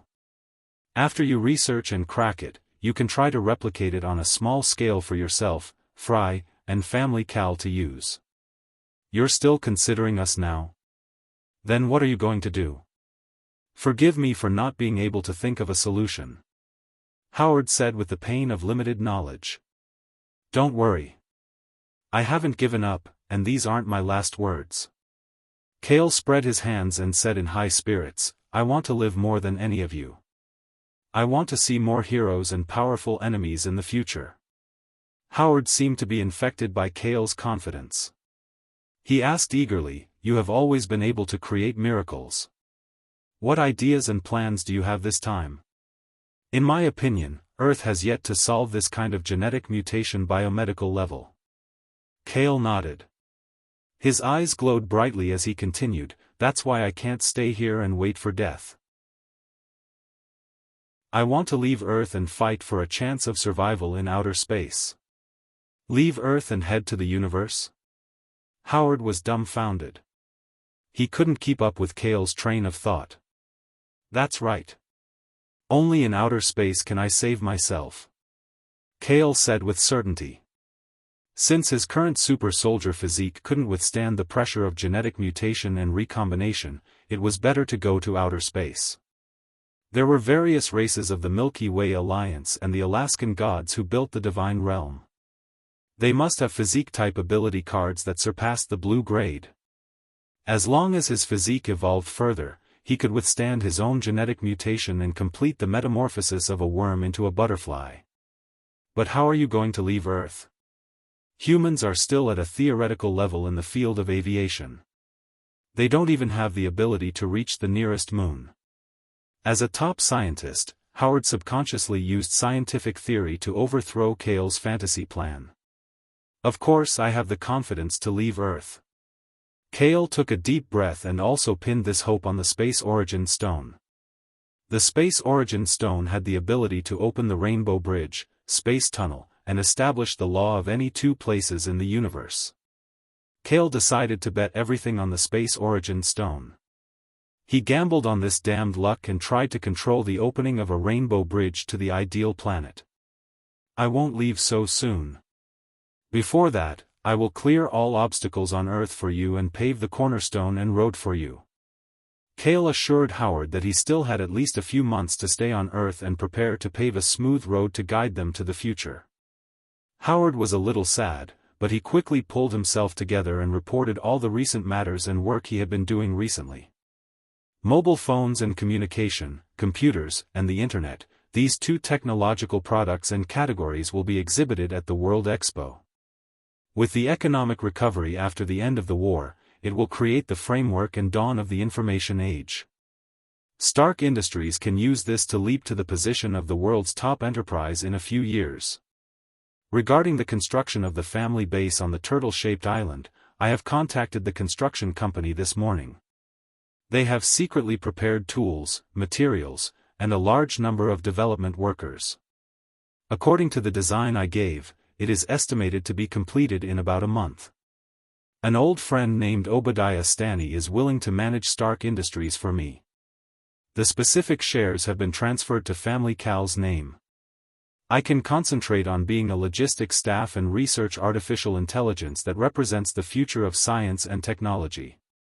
After Howard finished speaking without missing anything, Cale smiled faintly. With you in charge, I can rest assured.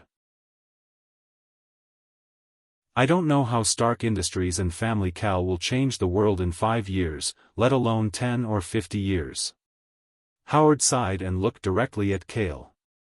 He said sincerely, "Buddy, I will develop an infinite equation medicine so that I and Family Cal can live for a long time and see the beauty of science and technology in the future of the 21st century together.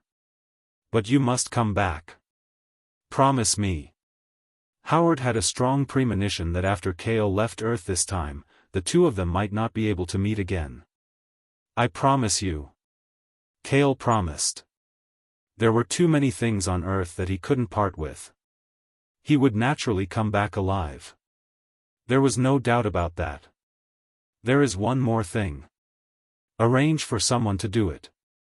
Cale narrowed his eyes. He wanted to open up a wider technological path for Howard and Family Cal as soon as possible. "Tell me, I will arrange it immediately." Howard nodded hurriedly. "You know about Wakanda, right? It should be located in the northeast of Africa. It is an isolated and poor agricultural country." Howard pondered and answered. He didn't know why Cale would mention that backward and independent country. "It's good that you know. No matter what method you use, you must establish a friendly relationship with Wakanda." Cale gave the order. Howard didn't understand, but he quickly agreed. Since Cale valued Wakanda, there must be something good about it. Unknowingly, the proud and scientific Howard had quietly believed in Cale's words without a doubt. Chapter 129. That night, Cale rested in the room provided by the Stark Industries building.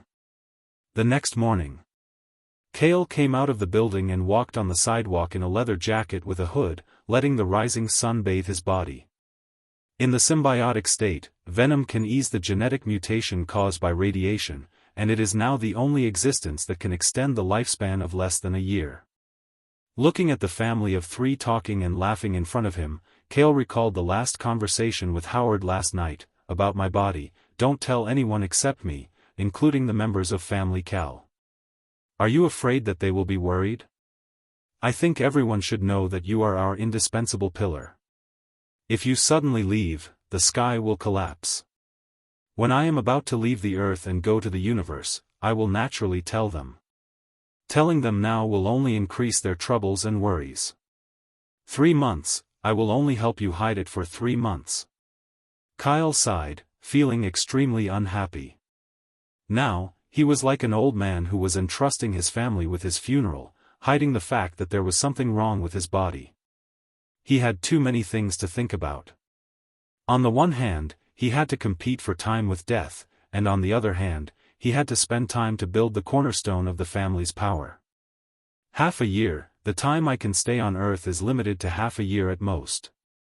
After half a year, I will use the space or to go to outer space and seek to win ability cards above blue quality."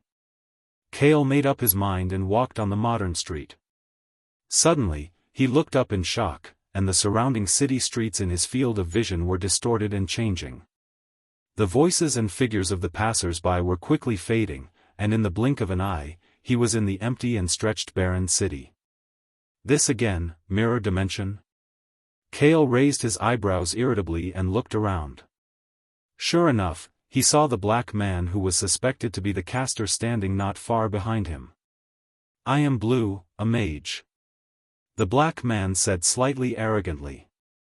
He was wearing a simple black mage uniform, with a strange square ring on his finger and a small round stick-shaped delicate staff in his hand. "Are you the Kale that Sorcerer Supreme mentioned? I've been wanting to meet you for a long time, but you rarely come to the New York City area under my jurisdiction." "Right, you must be curious about how I did it. Unfortunately, for a mortal like you, it's too supernatural," Wizard Blue said proudly. However, he saw that Kale had changed into a black battle suit. He clenched his fists coldly and stepped forward. Wizard Blue suddenly had a bad feeling. "What are you trying to do?" "It just so happens that I'm in a bad mood. I didn't expect that someone would take the initiative to come knocking on my door." Kale revealed a devilish sneer. He stretched his body and slightly squatted down to accumulate strength. He stomped his foot and flew towards Wizard Blue like a cannonball. So fast. Wizard Blue's expression changed drastically. He quickly raised both of his hands, and as his staff spun, specks of golden magic brilliantly formed a circular pattern in front of him. Almost at the same time, Kale's fist quickly landed on the shield, bombarding it with golden light. Not bad. Kale licked his dry lips and looked at the rising battle intent and murderous aura of a prey. Dark sharp blades extended from his fists and fiercely stabbed the magic shield in the void. He had temporarily lost his self-healing ability, but it did not mean that he had lost the power to rule this era. Under Wizard Blue's incredulous gaze, the magic shield floating in his hands began to disintegrate. The sharp blades almost broke through his palms. Using brute force and sharp claws to shatter the magic shield? Was this a monster? Wizard Blue did not have time to think too much. He raised his hand and spun his staff. At the end of the staff, magic power condensed into tough golden threads. "Vata Magic Staff!" he shouted softly. The staff seemed to have turned into a long whip as it swung forward, breaking through the wind. Kale dodged sideways. The long whip condensed from the magic golden threads fell on the street, burning and splashing a lot of sparks. "I know how to do that too," Kale thought to himself. He saw Wizard Blue continue to whip. He raised his left hand and retracted his sharp claws. Venom imitated his main body's black threads to form a whip. Venom battle suit, long whip form. Kale whipped the long whip in his left hand. Along with the whistling wind, it tangled with Wizard Blue's magic whip. Wizard Blue was just about to pull back when he felt an unimaginable force from the magic whip.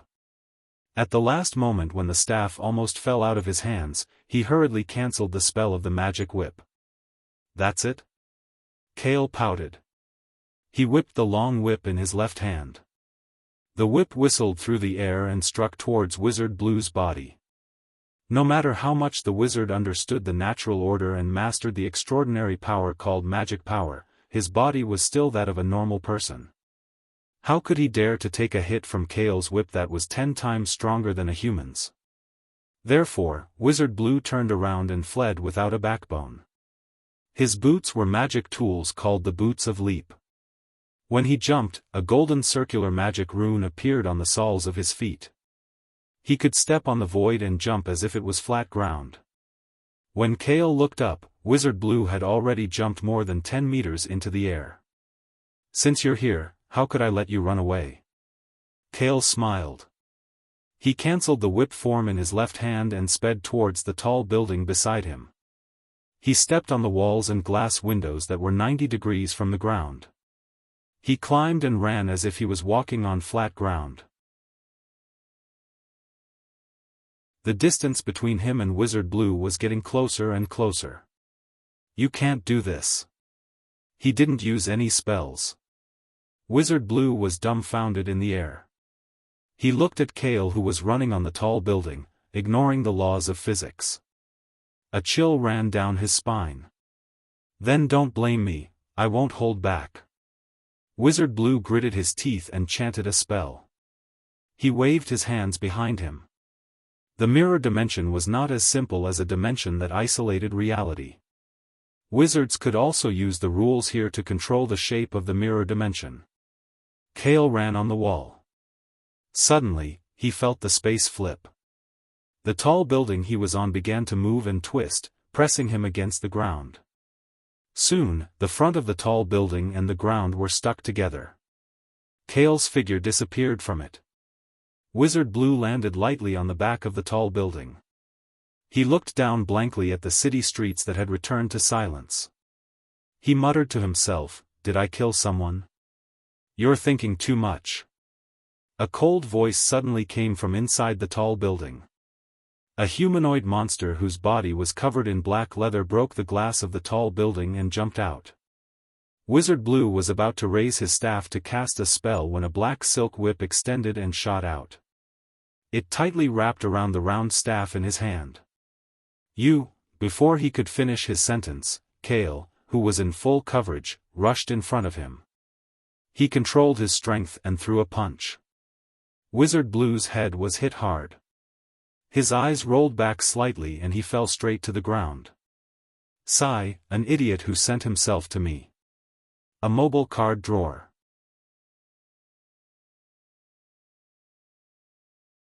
Chapter 130. Someone said. When God closes your door, he will open a window for you.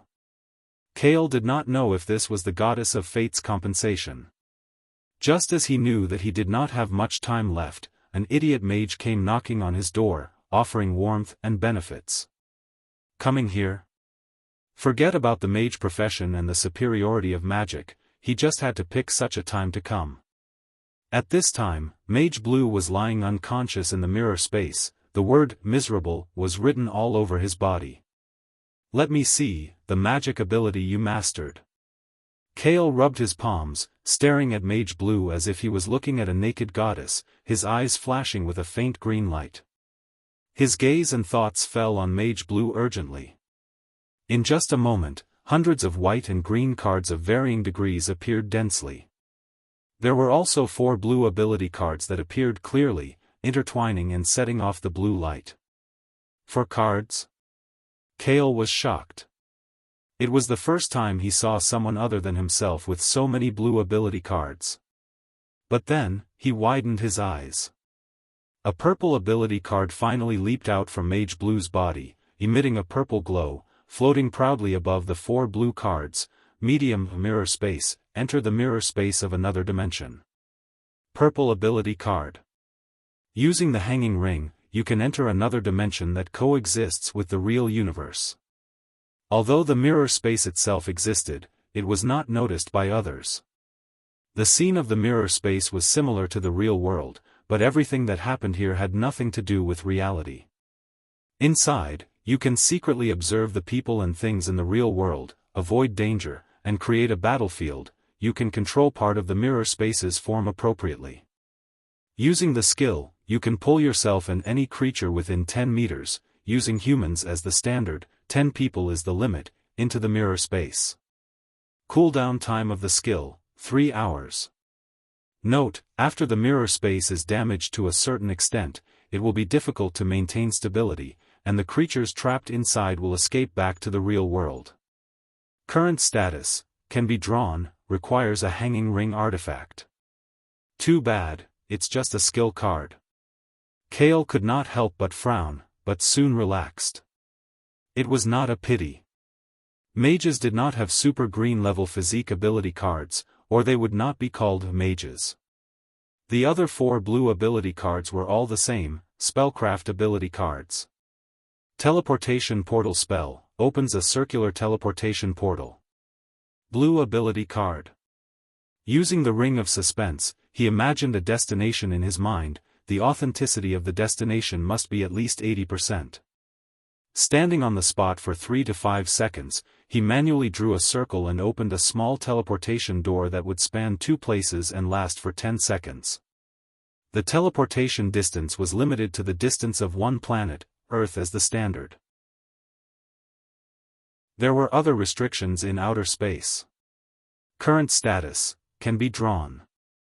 Requires a hanging ring artifact. This spell. Kale's eyes lit up. After mastering the teleportation portal spell, the usual vehicles like cars and planes suddenly seemed too inferior and useless. Wait a minute, there's a matching set. Kale's breathing quickened. His eyes turned, and his gaze quickly landed on the second blue ability card.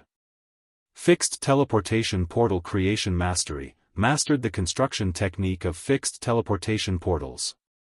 Blue ability card. Master of the technology to create a fixed teleportation portal that can be opened to connect two different places eternally.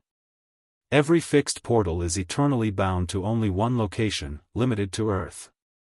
Only when the fixed portal is opened, another void portal will open at the destination. When the fixed portal is closed, the void portal will be disconnected and disappear. Current status, can be drawn. Mirror Dimension, Teleportation Portal, Fixed Teleportation Portal. Is this a set of benefit cards for reducing the distance between Earth and space planning? Kale sighed. At this time, he looked at Wizard Blue again. That arrogant and dark face looked a lot more amiable. What a good person. Knowing that he needed to speed up the planning and preparation of Earth, he hurriedly gave him a series of space-related magic skills. The other two blue ability cards were the Wizard's Basic, Magic Round Shield spell, and Proficiency in Using Artifacts. Your spells are all mine.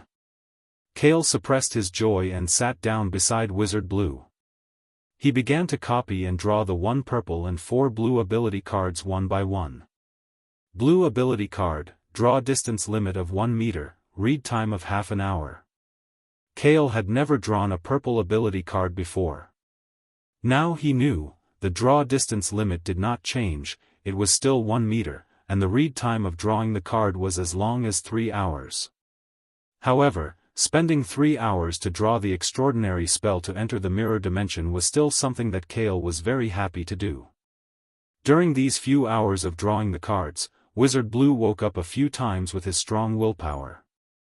However, before he could open his eyes, he was punched in the back of his head and fainted again. After Kale had drawn the 5 spell cards, Wizard Blue's head was full of bumps and his head seemed to be swollen. Right, I almost forgot about the ring. Kale patted his head lightly and reached out to take off the strange ring on Wizard Blue's left hand. The ring was dark and needed 3 fingers to wear.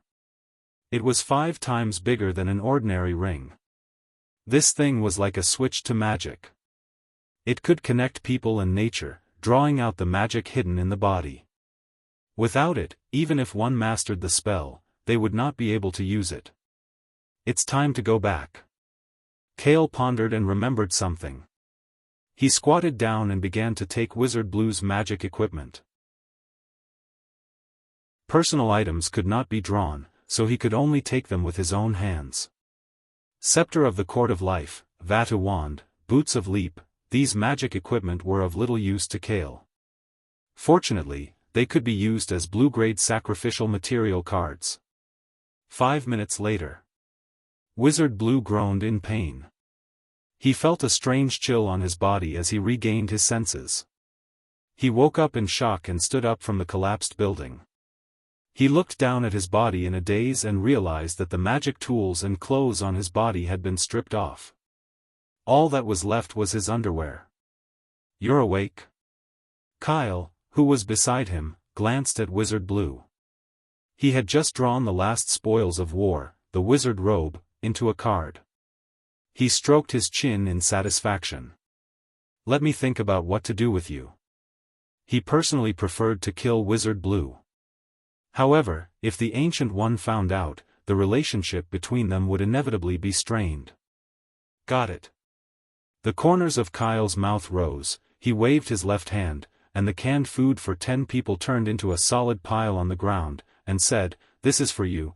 I hope Ancient One can notice that you are in the mirror dimension before you finish eating the food and come to pick you up." What are you talking about? Wizard Blue got up in a panic and tried to persuade him. "Without me, you won't be able to leave this place." "Who said so?" Kyle put on the hanging ring on his right hand. Under Wizard Blue's stunned gaze, he waved both of his palms. Bright sparks began to appear, spinning into a wheel in the air in front of him, opening a portal to the real world. "How is this possible? You know magic too?" Wizard Blue was stunned. He doubted his own eyes and worldview.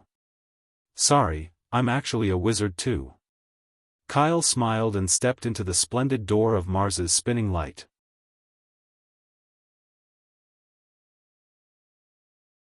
Chapter 131. On the outskirts of New York, Family Cal's manor. Don't let go, suppress him.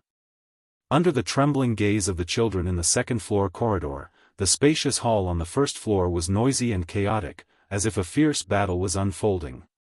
4 or 5 elite bodyguards in suits and sunglasses flew out from the center of the battle, clutching broken military ropes. They rolled on the ground and screamed. "Normal ropes won't be able to bind him, send someone to get the chains." Logan's face was flushed in the middle of the battle. He extended his bony claws and firmly clamped Baki's strong arms from behind. Baki's hair was disheveled, and he was like a wild beast that had lost control. He roared and struggled madly. Under the confrontation between the two of them, the gorgeous floor under their feet almost cracked. "I can't hold on much longer," Logan reminded. Baki waved his mechanical left arm and slammed it down on the floor, using brute force to throw Logan forward. "Let me." Natasha, with her bright red hair, flew forward in time and dragged a 10-meter-long chain, quickly wrapping it around Baki's neck. Baki pretended to attack, but Natasha nimbly dodged from his side. She circled around Baki's waist and neck a few times. In the end, Natasha, who was wearing a long dress, knelt on Baki's broad back. She used all her strength to pull back the ends of the chain, and the chains clicked as they tightened. Natasha said in a low voice, "Baki, hurry and remember your identity. Don't let your false memories corrupt your mind." Baki turned a deaf ear to her words. His eyes were cold and empty. He pulled with all his strength, and the chain in Natasha's hands was slowly pulled away. "Get out of the way." The chain was about to break. Logan roared and suddenly rushed toward Baki. Natasha reacted and jumped away. In the next moment, Baki, who was wrapped in chains, was sent flying by Logan. He flew a few meters and fell out of the main entrance of the building. He rolled down the stone steps and onto the lawn of the manor. Baki climbed up in silence. He pulled the chain from his body and moved to leave the manor alone. "We can't let him leave in this state." Logan and Natasha looked at each other. They were about to get up and chase after him, but suddenly, they saw the chain on Baki's body float quickly. Crash! The iron chain turned into a living snake, automatically binding Buggy's limbs. Finally, the two ends of the iron chain were nailed into the grass beside him. Natasha, who had just come out of the hall, looked up in surprise. She saw that the limousine, which had gone out to purchase supplies, had stopped in the yard. As the mistress of the manor, Lucy, and the number 2 fighter, Yutong, had just come out of the limousine. Yutong slightly raised her white and tender hand. Her silver eyes looked straight at Baki, who had lost control of the chain. Obviously, she had controlled the chain in time with her mind. Beautifully done. Logan breathed a sigh of relief. He finally understood why Kale had asked Yutong to keep an eye on Baki. Under the circumstances of not hurting him too much, it was better to restrict his movements with mind power. What should we do now? Trap him like this? The people in the manor were troubled by the out-of-control Baki. At this moment, sparks suddenly lit up from the main gate of the manor. The dazzling and spinning lights formed a circular door that allowed people to pass through. Kale, who was wearing a black combat suit, walked out of it. Kale? Boss. Family head. Boss. Different names suddenly sounded in the manor. The young man who had just returned was the foundation and the backbone of the family Cal. There was no doubt about this. "Boss, how did you come back?" Logan asked on behalf of everyone present. The magical portal behind Kale was gradually dissipating. From it, they could vaguely see the rooftops of high-rise buildings in New York and the vague noises of people on the other side. "This is a spell. I'll tell you later." Kale looked around and saw Baki, who was chained in front of the main gate. He frowned and asked, "Did he lose control?" Logan nodded. The first floor of the manor was full of serious marks caused by the winter soldiers losing control. Needless to say, it was obvious how intense it was just now. Kale looked at Baki, who was tied up, and raised his hand with the hanging ring. As he kept spinning, a circle of sparks appeared on the lawn under Baki's feet. "Yutong, let him go." "Okay." Yutong used her mind to loosen the two ends of the iron chain. Before Baki could struggle to move half a step, he fell into the portal. The circle of sparks also disappeared. Everyone present blinked, not knowing what Kale had done. Let him get some fresh air and wake him up. After Kale finished speaking, he looked at Natasha and pondered about what to do with her.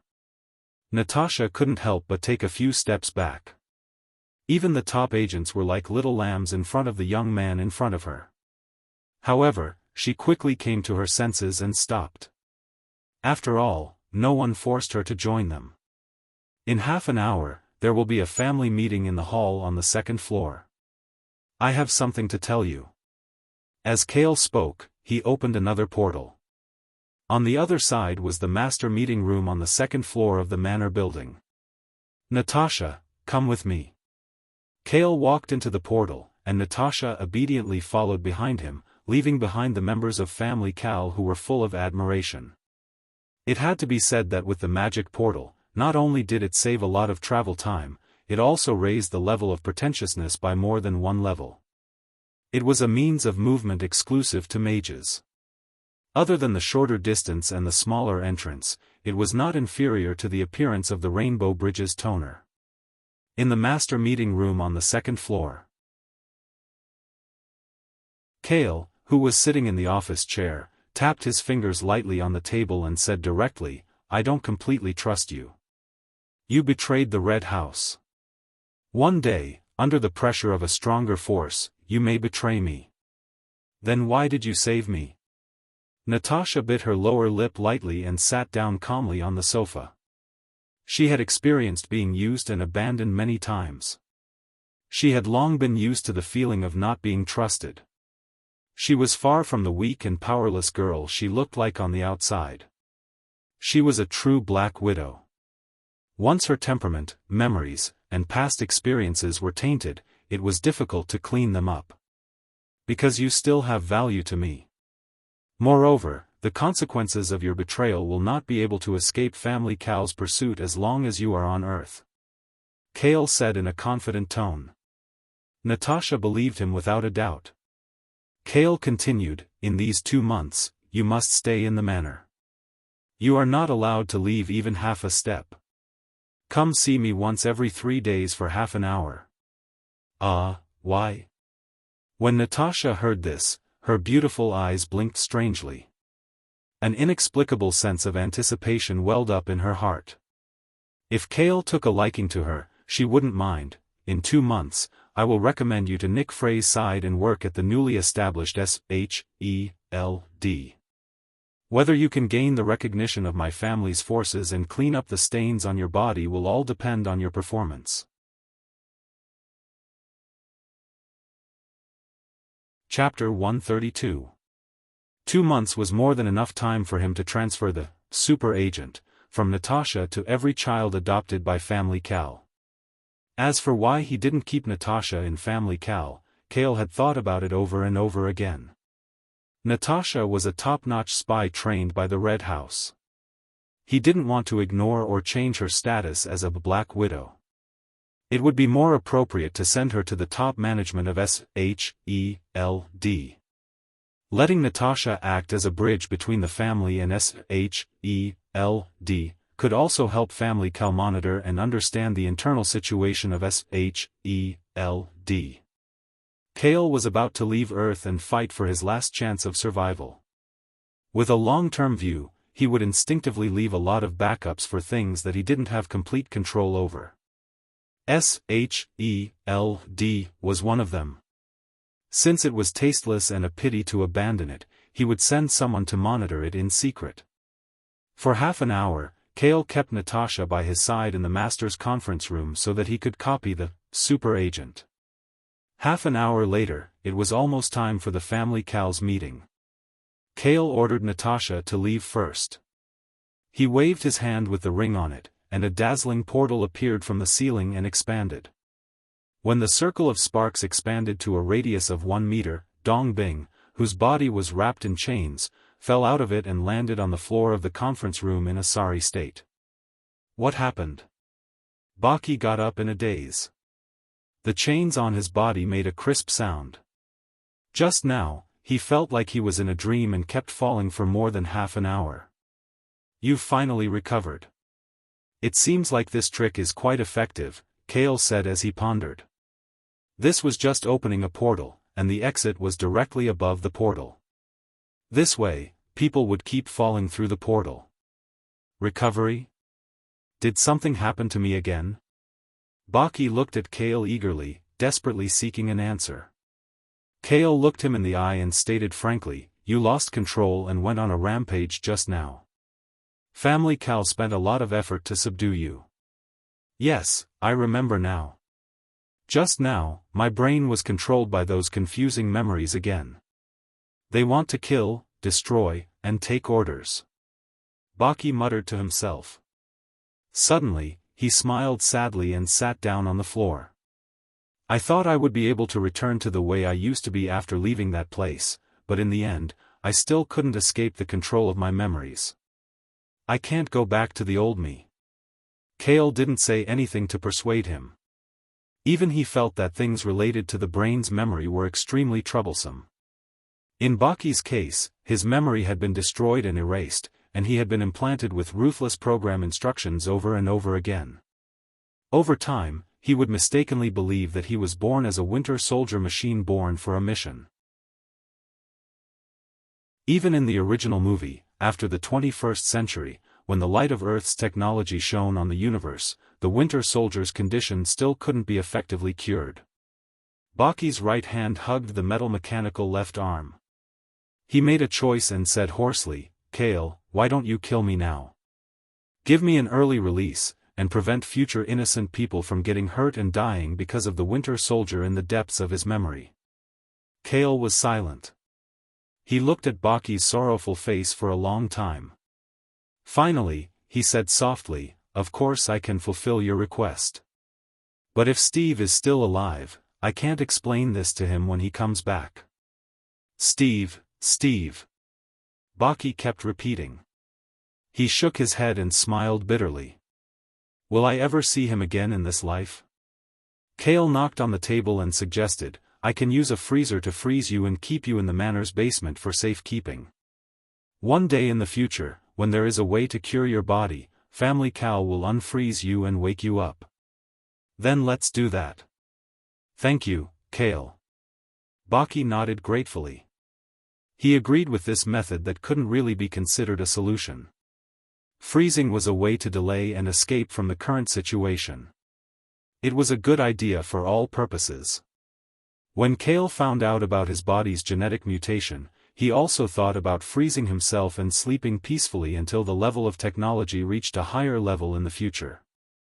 However, instead of placing his hopes on others and the future, he was more willing to take the risk and venture into the vast universe. He would rely on himself to fight for opportunity cards and break the genetic predicament of his body. The family Cal meeting in the manor was held as scheduled. Kale sat at the big round table on the second floor. On his left and right were Lucy, Logan, Yutong, and Natasha, who was only half a family member. Howard has secretly transferred the shares and control of Stark Industries to Family Cal. I will let Lucy be in charge of the family's finances. No objections, right? Kale said seriously. He looked at his fiancée, his two confidants, and Natasha. His last sentence was purely an auxiliary sentence.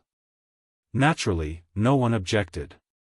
Not to mention that Kale was in charge of all the family's resources, just the fact that Lucy was the future mistress of the family meant that she had far more say than anyone else.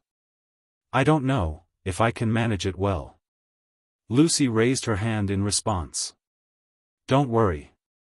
Learn slowly. If you don't understand, ask Howard. Kale comforted her. He pondered for a moment and asked, Logan, how are the family's adopted children's combat classes? After all, they were all orphans who went through the war. They were bullied and looked down upon by the school. They are far more sensible than their peers. They are all working hard and patiently to learn combat classes. But Logan hesitated and stopped. Kale naturally understood what he was trying to say. Some children had high combat talent, while others had low combat talent. But no matter how high their talent was, it was too low in the eyes of these people. Natasha was also secretly surprised. In her opinion, this way of raising children was worse than the Red House. It's fine as long as they have willpower and enough loyalty to the family. Talent isn't important. Kale smiled. He thought of something and said, have you forgotten about Steve? He was originally the one with the least talent in my batch of soldiers. Didn't he become a superhero in the end? All human children, in Kyle's eyes, were just as weak as they were small. What they lacked was the key to unlock their body's potential and enough motivation. Logan. From today onwards, every 3 days, you will pick one child who performs well in training from the adopted children. After Yutong's review, I will give him a physique and opportunity that is not inferior to Natasha's. Kale said in a low voice, loyalty to Family Cal is the first condition. Anyone who is disloyal or doesn't want to improve will be cleared out of the manor. What I need are elite members who can protect and give back to the family in the future. This was the first time Kale had proposed the selection and management of Family Cal members. Logan nodded without hesitation. Although the children in the manor were all adopted by him, he would not plead on their behalf if they did not meet the requirements to become a member of K2.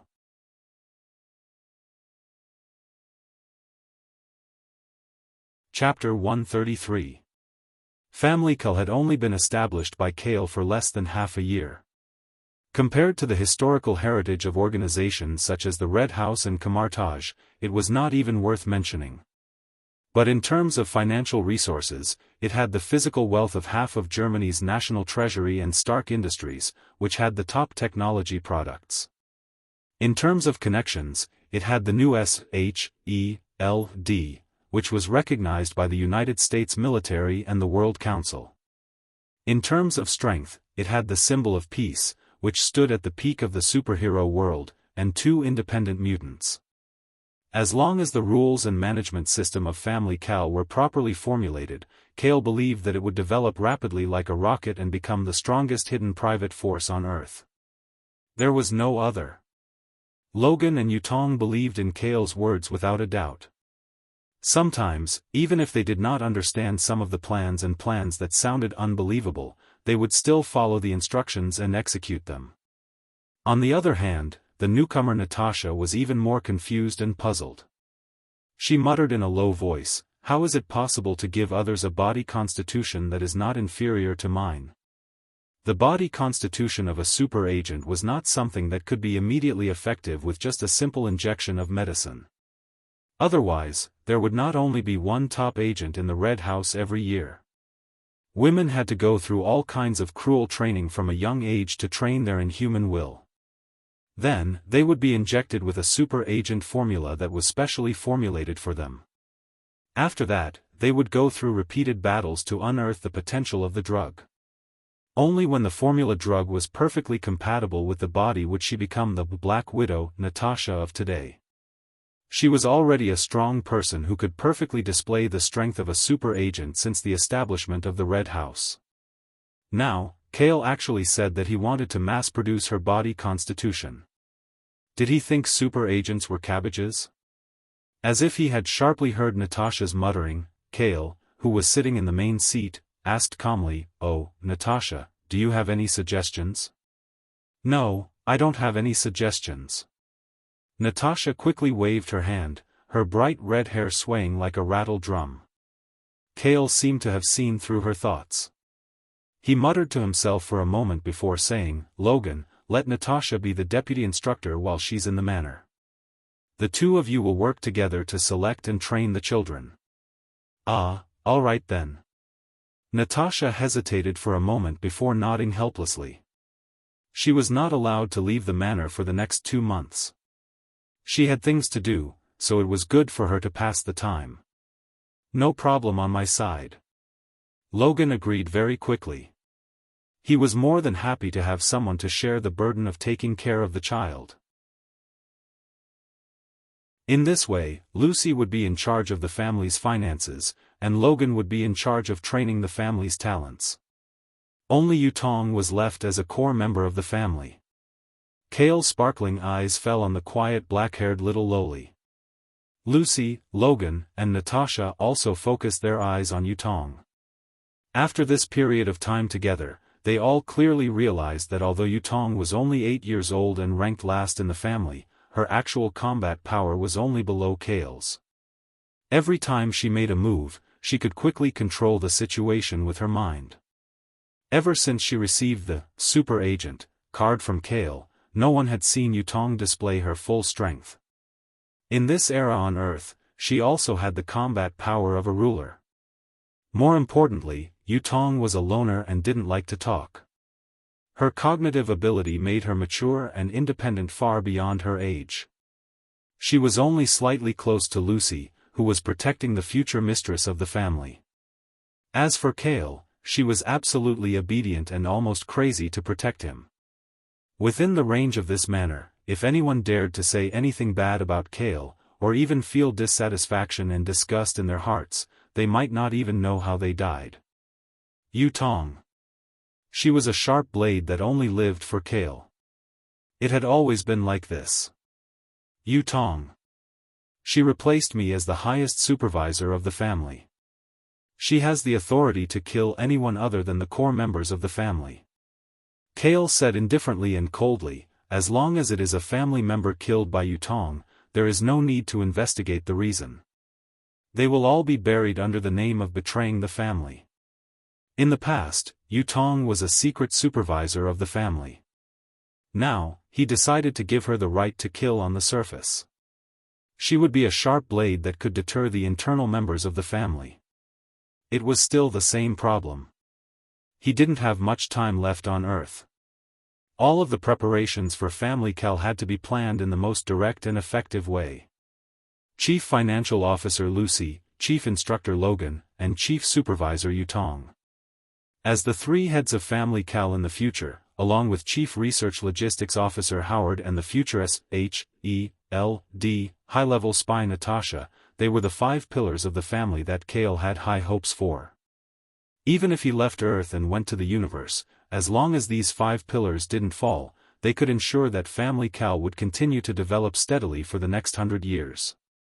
That day, after the first Family Cal meeting ended, Logan and Natasha, the 2 people who would be collectively called Devil Instructors by the family members in the future, quickly reorganized the training arrangements for the adopted children. The 2 of them used willpower and belief as the key points of the assessment. They quickly selected the first child with excellent performance.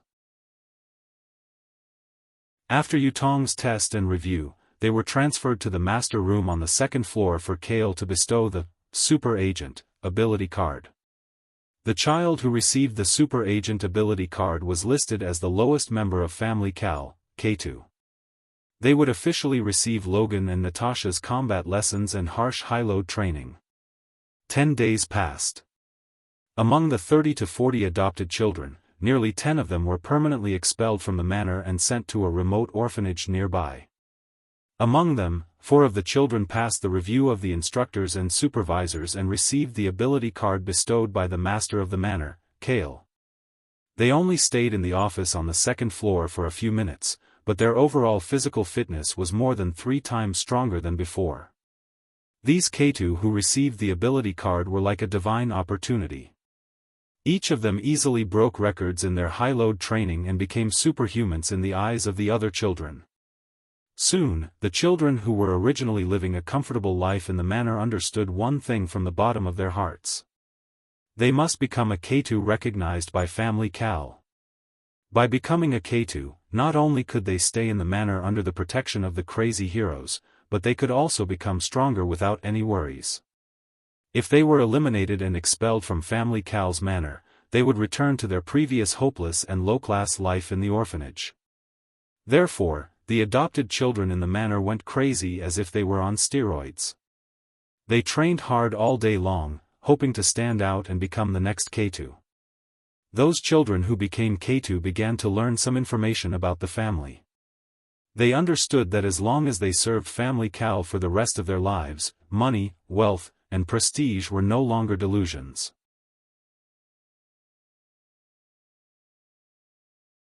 Chapter 134.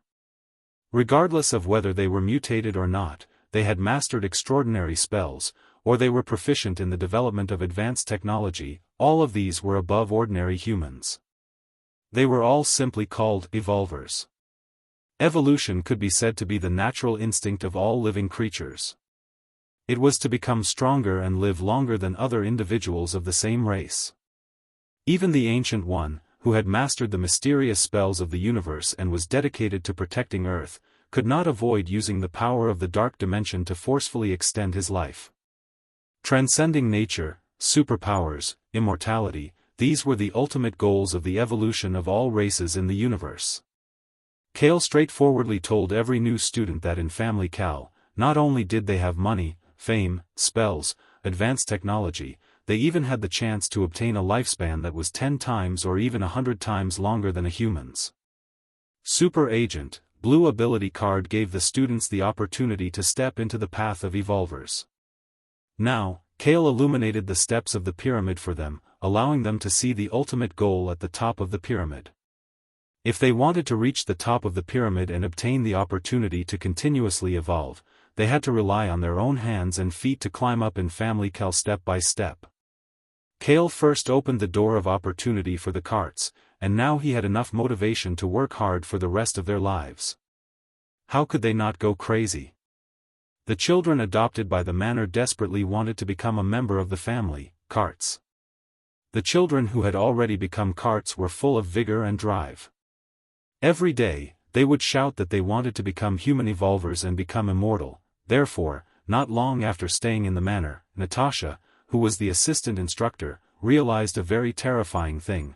Every new carts did indeed have a physique and ability that was not inferior to hers. Moreover, they had an ultimate goal, which was to compete with each other from a young age. In less than half a month, from Natasha's point of view, Family Cal's low-level combat power had begun to catch up with the Red House. This was also because the carts were too young and had zero combat experience. However, the problem was that the Red House could only stand at the peak of an ordinary organization, unable to break through any further. On the other hand, the Family Cal had all the soil to evolve and become stronger, endlessly nurturing true hero-level experts. This caused Natasha, who was watching this scene, to begin to panic. She originally thought that since she was at least a super agent from the Red House, her status after joining Family Cal would not be bad. She did not expect that in such a short time, new apprentices would be struggling to catch up to her. Natasha knew very well that in Family Cal's eyes, once she lost enough potential value, her status as a successor would continue to decline. Therefore, she quickly stopped looking down on K2 and focused on her remaining experience advantage. She put all her effort into her job as a deputy instructor. This was the basement of the manor's warehouse, and the entrance had been sealed. The room was originally filled with useless debris from the manor, but after careful cleaning and treatment with disinfectant and freshener, it was clean and empty under the bright light of the day. A century-old advanced freezer, which had been modified by Howard himself, stood alone in the center of the dark room. The open door was constantly pouring out white cold air, filling every corner of the basement. Two young men stood beside the freezer, looking at the white cold air in front of them, each with their own thoughts in silence. Kale raised his eyes and stared at Baki, who was dressed in a winter soldier's uniform, and asked to confirm, "Baki, have you really thought it through?" He paused and continued, "Once you enter the freezer, you may sleep for 10 years, half a century, or even a century before someone opens it again. Before that, do you have any unfulfilled wishes?" Sleeping across time was no different from traveling to the future. It was a very cruel thing. Baki didn't answer. He raised his mechanical left arm and held the freezer door gently. He was silent, and finally asked, "Do you think Steve Rogers is still alive?" "I don't know," Kale shook his head and said with certainty, "but that guy, I believe he won't die so easily. Maybe he is also sleeping in some corner of the world, and one day, he will wake up again and return. I think so too, that's why I chose to enter this freezer." Bucky nodded as he spoke. He took a step forward and stepped into the cryogenic chamber. He turned around and laid down inside. He said to Kyle, "The Second World War has ended. I no longer have any wishes. Why don't I just let the war end and go into a deep sleep here? If Steve is still alive, maybe I can still meet him in the future. We can drink the celebratory wine that we haven't finished, chase the girls that we haven't finished for years, and talk about the world peace that we haven't had time to talk about." Just like the large number of guns and ammunition during World War II, after world peace, many countries began to clean up and eliminate them one by one. Baki, who became a winter soldier, began during the war, and was frozen after the war. It was not a bad choice.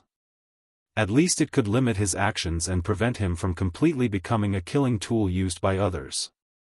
Then goodbye, Baki Barnes. Kale pressed the button on the instrument, and the door of the freezer began to slowly close. He shrugged and said, "I wish you a comfortable sleep." "You must also live well, Major Kale, Sergeant Baki, Sergeant Steve. I believe that sooner or later the three of them will." The door of the freezer closed firmly, isolating Baki's words from inside. Through the glass, they could see that Baki was sleeping with his eyes closed. The cold air in the freezer quickly covered the surface of his body with a thin layer of frost. Baki Barnes. At the end of 1944, he was frozen in the basement of Family Cal's original manor. No one knew about him. Kale sighed. He was sending off his old comrades from World War II one after another. Soon, even he himself would have to leave Earth on his own and step into the unknown outer space. They did not stand at the peak of their era. Their existence itself represented an era. An era of war with iron and blood, war and fire. Unfortunately, this era was about to come to an end with the war. "Captain America, Winter Soldier," Kale muttered. A faint sadness flashed through his blue eyes, and soon disappeared without a trace. What replaced it was a cold determination, a burning fighting spirit, and an indomitable faith. "I will watch the end of this era. And my own battle, my journey, has just begun."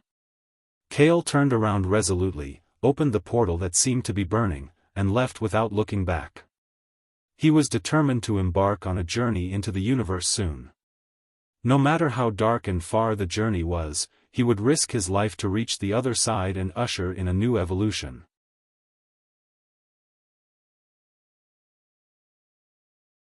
Chapter 135.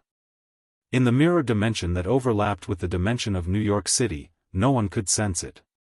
The streets of the city were stretched infinitely, distorting the various large buildings within. The real cars and passers-by appeared as if they were reflections, but they quickly faded away. A bare-chested black beggar wearing only baggy underpants walked aimlessly on the street. He carried a bag with half a can in his hand. His face was so haggard that it looked like he had aged more than 10 years. Grumble, Wizard Blue held his deflated stomach and looked at the half-empty can in the bag. He sighed weakly and sat down on the steps of a shop. Ever since he was robbed by Kale, he had been here for 2 weeks. Losing the hanging magic tool was like losing the key to open the door to magic power extraction. He could not use any ability related to spells. As for a wizard, without spells, he was at most an ordinary person with a strong will. He could only be trapped in this space that was far more despairing than the hinterland of the desert. The mirror dimension space was built based on real scenes and things, but it had nothing to do with reality. There were no native creatures here. There were food items, but they couldn't be eaten. All internal items couldn't be used or brought out of the mirror dimension space. Am I really going to be trapped in this place? Wizard Blue's heart was bleak. He finished the last half of the can and pondered for a moment. He used his fingers to dig out the residue in the can and licked it with relish. It smells so good. Blue? A faint female voice came from the side. It was better than the sound of nature. Wizard Blue trembled and looked sideways. He saw a bald woman in a yellow robe looking at him strangely. Wizard Supreme. Wizard Blue's eyes were watery. He paused in a trance for more than half a second. Then, he danced excitedly. He threw away the can in his hand and rushed toward the Ancient One. Smack! The ground suddenly protruded and formed a wall. Wizard Blue's face hit the wall. Look at you. Go back and wash up. The Ancient One who was standing on top of the wall shook his head and sniffed the air in front of his nose. He could smell the stench on Blue's body even from 3 meters away. Blue stared blankly for a moment before saying anxiously, "Sorcerer Supreme, you have to seek justice for me. That Kyle, he stole all of my magic weapons. Who told you to provoke others?" The Ancient One's cold words made Blue touch his nose awkwardly. Did he really leave this place with the hanging ring? The Ancient One asked softly. Yes, he was right in front of me. Sorcerer Supreme, you didn't say that he was also a sorcerer. Blue hung his head dejectedly. Why did he have to provoke such a ruthless person? Of course he is not a sorcerer. Ancient One's eyes were deep and inexplicably said, but after meeting you, he might be. What does this mean? Blue looked at Ancient One in surprise. I can't. In the future, don't come into contact with anything related to him. The Ancient One was unwilling to say more. Even with the help of the power of the Dark Dimension and the Eye of Agamotto, she was still unable to see the actual future of Kale. However, no matter how many possibilities there were in the future, even if there were millions of possibilities, that man could not escape the fate of leaving Earth. This was a good thing for her. If he could not return, then the chaotic timeline would gradually return to its original state. If he could return, then it would no longer be something that she, as the Wizard Supreme, could control. Because among the thousands of endings, there was only one possibility that Kale could return to Earth. In the Master's meeting room on the 2nd floor of the manor, Kale put down the detailed blueprint of the new base.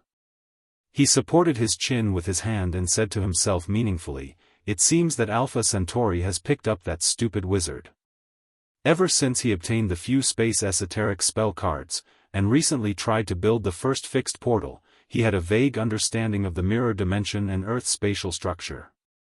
Logically speaking, with the Ancient One's control of the multidimensional space, he should have sensed that Wizard Blue was trapped in the mirror dimension in the New York area. The reason why he went there so late was most likely to teach his subordinates a lesson.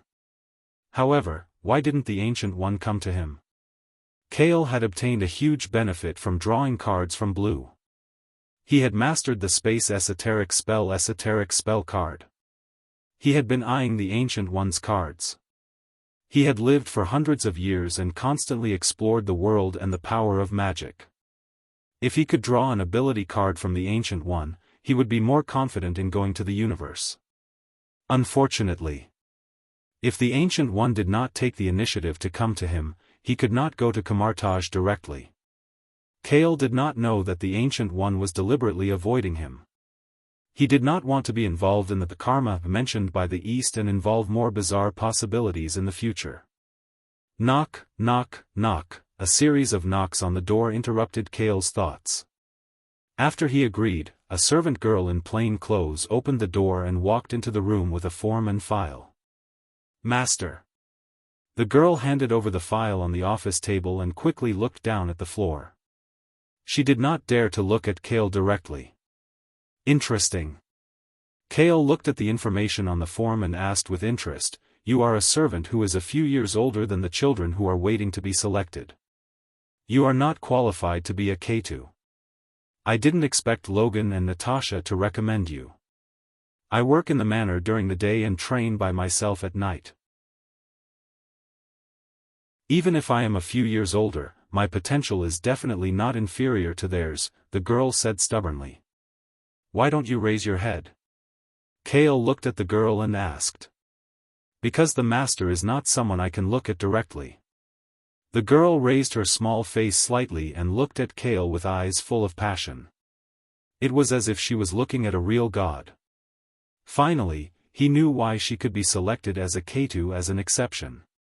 Kale complained in his mind, but he did not question the choice of Logan and the others. Being overly loyal to him and being loyal to the family had the same meaning. According to the procedure, he gave the super agent to the girl. A transparent blue card went into the girl's body and immediately transformed her genes and body. The girl endured the burning pain all over her body and soon noticed that her body was getting stronger. After the transformation was completed in half a minute, she looked at Kale with more passion and respect. "You can leave now. Remember, you are a member of Family Cal from now on." Kale nodded and said, "Thank you, Master." The new K2's whole body was on the ground. She could only express her loyalty in this way.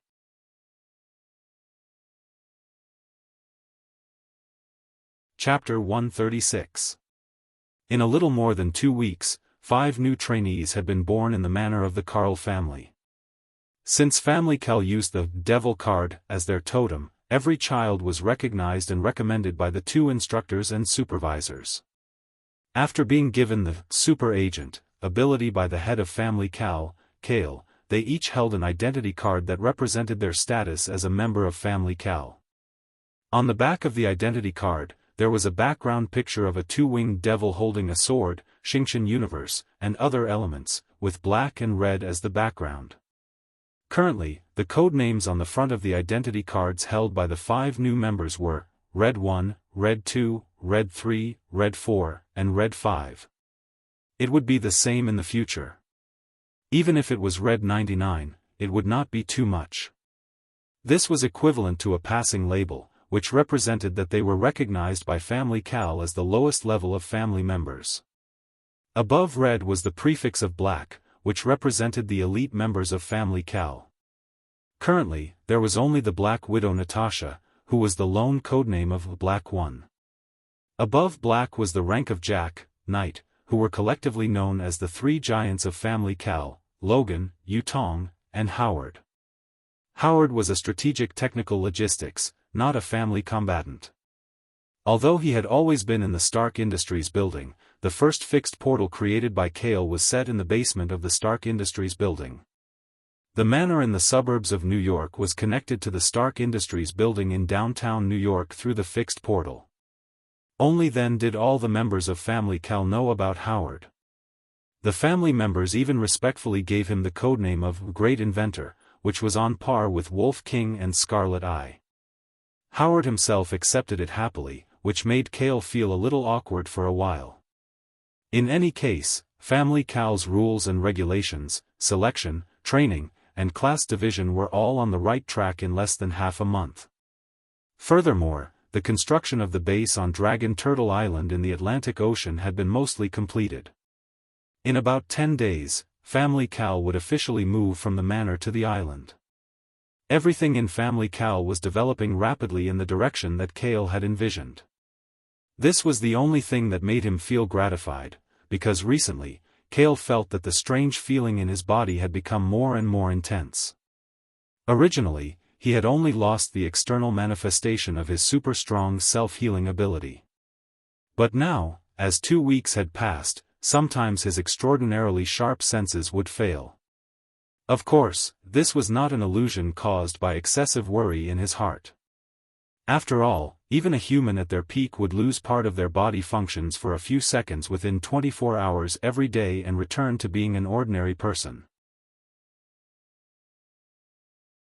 On the morning of the 15th day after Kyle found out about his genetic mutation, his golden hair, which was as bright as the sun, was mixed with a strand of silver hair. This was a sign of disregard for natural lifespan and a sign of life weakening. The resistance of the self-healing factor in his body seemed to be declining day by day. The genetic mutation caused by nuclear radiation in his body began to slightly damage the extraordinary physique of a super soldier, resulting in many of the aforementioned side effects. Judging from this situation, Kale felt that the time he had left was far less than the 1 year that Howard's preliminary diagnosis had predicted. Hence, he went for a second comprehensive physical examination. Stark Industries Building, Basement 3. Howard had already arranged for people to work day and night to secretly transform it into a medical isolation room. All the medical facilities inside were of world-class standards, and they were specially made for Kale's diagnosis. As the news of Kale's suffering from a genetic disease due to nuclear radiation was too big, if it spread to the outside world, not only the United States and America, but also the whole world would be shocked. Therefore, Howard was the only doctor who diagnosed him. Not even a trusted assistant was used. At this time, the underground medical isolation room was brightly lit. Kale was wearing a large white hospital gown. His golden ratio and perfect body made him look a little thin.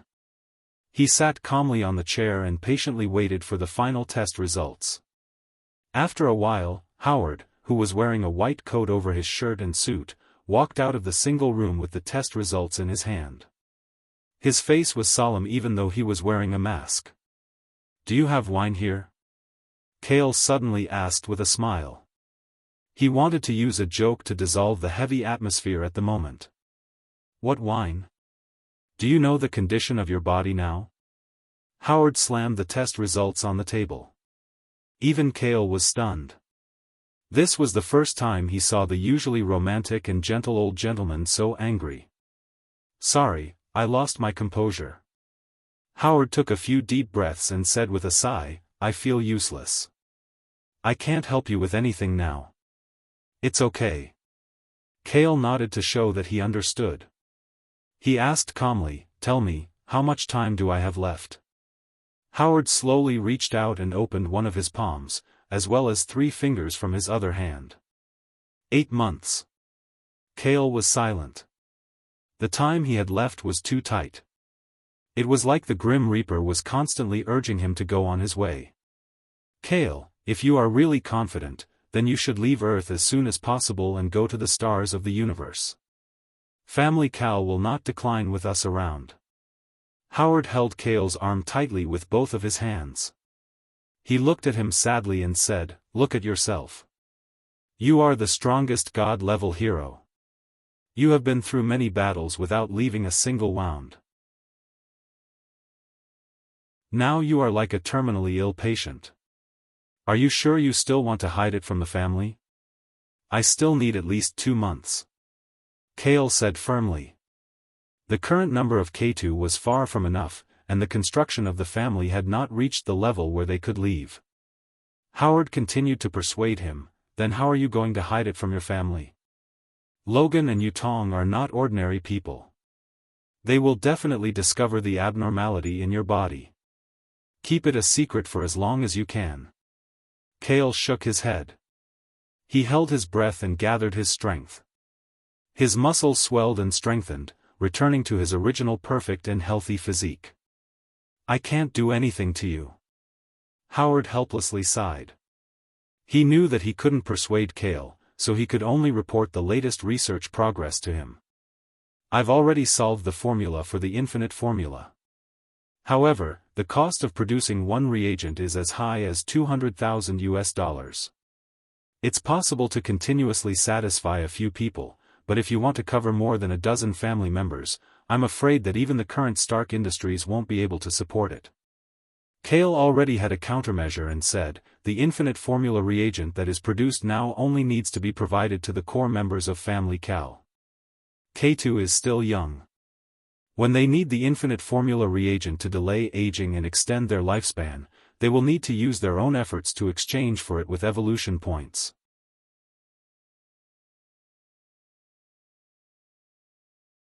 Chapter 137. Although Family Cal is a hidden neutral power, in order to allow K2 to continue fighting and training, the family will secretly set up an underground mercenary organization in the world. It will be open to the public, and people will pay for the temporary recruitment with enough valuable items. Only one K2 will be sent out for each job. K2 will use his own strength and hard work to earn money or items legally. He can exchange them for Family Cal contribution points, which are evolution points. Evolution points can be exchanged for unlimited formulas, all kinds of high-tech weapons, and so on. In this way, Family Cal will be self-sufficient. After Kale finished his explanation, Howard nodded thoughtfully. He understood why Kale had painstakingly given the definition of evolution and evolution points. When there was healthy competition and goals in the family, even if there was no push, it would automatically spin faster and faster. Right, have you contacted Wakanda? Kale suddenly remembered this important matter. Wakanda. Howard awkwardly scratched the back of his head and helplessly replied, I sent people to investigate and found that the place is remote, and the living standards of the indigenous people are extremely low. Originally, I wanted to donate some resources under the name of Stark Industries, but I didn't expect the locals to not appreciate it at all. They were even very resistant. When he heard the news from his subordinates, he was surprised for a while. The war had just ended, and there were still poor African countries that refused to donate resources. When Kale heard this, he asked with a strange expression, what did you donate? Some daily necessities, quilts, clothes, and so on. These are all things that Africa urgently needs. Is there a problem? Howard did not understand and asked in surprise. Kale was speechless. This was like donating a coin to a millionaire. No wonder Wakanda did not even look Stark Industries in the eye. Forget it. Do you have a picture of Wakanda? Kale directly asked Howard. Howard was stunned for a moment, but he still found the picture from the local investigation records and handed it to Kale. The black and white photo showed the landscape of the plains and mountains where Wakanda was located. One could vaguely see the grazing aboriginals in the distance, as well as all sorts of simple and primitive houses. Kale memorized the scene in the photo and took out Venom, transforming it into the hooded leather jacket that he usually wore when he went out. He urged, get ready, I'll go to Wakanda with you. Now? We're going to Wakanda? Howard was taken aback. This was really a journey that he was not prepared for at all. It was a journey that he had decided to take. I don't have much time left to waste on Earth, so I'd better get everything done as soon as possible. Kale shrugged and said helplessly. Time waits for no one. Originally, he had 50 years of sufficient time on Earth, but now, he was forced to shorten it to 2 or 3 months, then I'll prepare the plane now. Howard nodded solemnly and took off his white coat, revealing his shirt and suit. No need. Kale chuckled. He raised his finger with the ring on it and drew a circle with his other hand. Sparks rotated in the underground isolation room and turned into a portal. Follow me. The Mars circle took shape. As Kyle spoke, he quickly stepped into the portal. I almost forgot that you have this trick up your sleeve. Howard shook his head and smiled bitterly. Even though he was used to it, he still found it unbelievable. He quickly followed behind Kale and entered the portal. They disappeared from the isolation room on the 3rd floor. Africa, Wakanda country. Kyle and Howard's figures emerged from the ring of Mars that suddenly appeared in the wilderness. They stepped out of the teleportation portal and stood on the grassland. We're really in Wakanda? Howard was amazed as he looked at the scene in front of him that was exactly the same as the one in the photo. He was sure that this was Wakanda. Although he had seen Kale's unreasonable travel method many times, he was still amazed and could not understand the mystery behind it. Just a moment ago, they were still in the basement of the Stark Industries building in New York. The next moment, they were on the other side of Earth. This doesn't make any sense. Howard could not help but complain. Kale waved his hand and cancelled the portal behind him. He smiled and said, "Wait a moment, I'll show you the science of science." At this moment, a few black dots appeared in the distance in the vast wilderness in front of them. It was as if something was constantly approaching them. Howard pointed in front of him curiously and asked, "What's that?" Kale's vision was extraordinary and could see several times further than Howard. He saw clearly and said slowly, "The natives guarding the area are coming over on rhinos." "What?" Howard was shocked and said hesitantly, "I heard that if you don't have permission to enter Wakanda, the natives will be so angry that they will drive you away." "Kale, you should be able to beat them, right?" "Nonsense. But I didn't bring you here to fight," Kale said in annoyance. He waved his left hand that was wearing a ring and the surroundings were reflected like a mirror. "We're just going to stand here." Howard looked on helplessly as the three dark-skinned, bare-chested natives got closer and closer on their rhinoceroses. Their barbaric auras were raging, and he couldn't help but hide behind Kyle. Kale did not move at all and was calm. The natives were only 3 meters away from them on their rhinos, but they completely ignored the two of them and flew past them. The leader of the natives pulled on the rope and the rhino under him kicked up a cloud of dust. He muttered to himself, "Did I see wrongly? There were clearly outsiders here just now." The other two natives sat on their rhinos and looked around. Their gazes fell on the grassland where Kale and Howard were many times, but they did not stop and looked elsewhere. Why didn't they notice us? Howard looked at the natives who were less than 10 meters away and asked, "Kale, what did you do?" "We are now in the mirror dimension, and not in the same dimension as them in the real world." Kale patted Howard's shoulder and gestured to the area in front of them, "Let's go. We will enter Wakanda from the mirror dimension and explore the inside." The mirror dimension was originally a high-level peeping spell that mages could use to avoid the dangers of the outside world and hide in a hidden dimension to observe people and things outside. Within a certain area in the real world, as long as they entered the mirror dimension in advance, they could move around inside and ignore the guards outside to reach the area they wanted to explore. Kyle and Howard walked in the mirror dimension that corresponded to Wakanda. Inside, they passed through the indigenous communities and mountains on the grasslands without a hitch.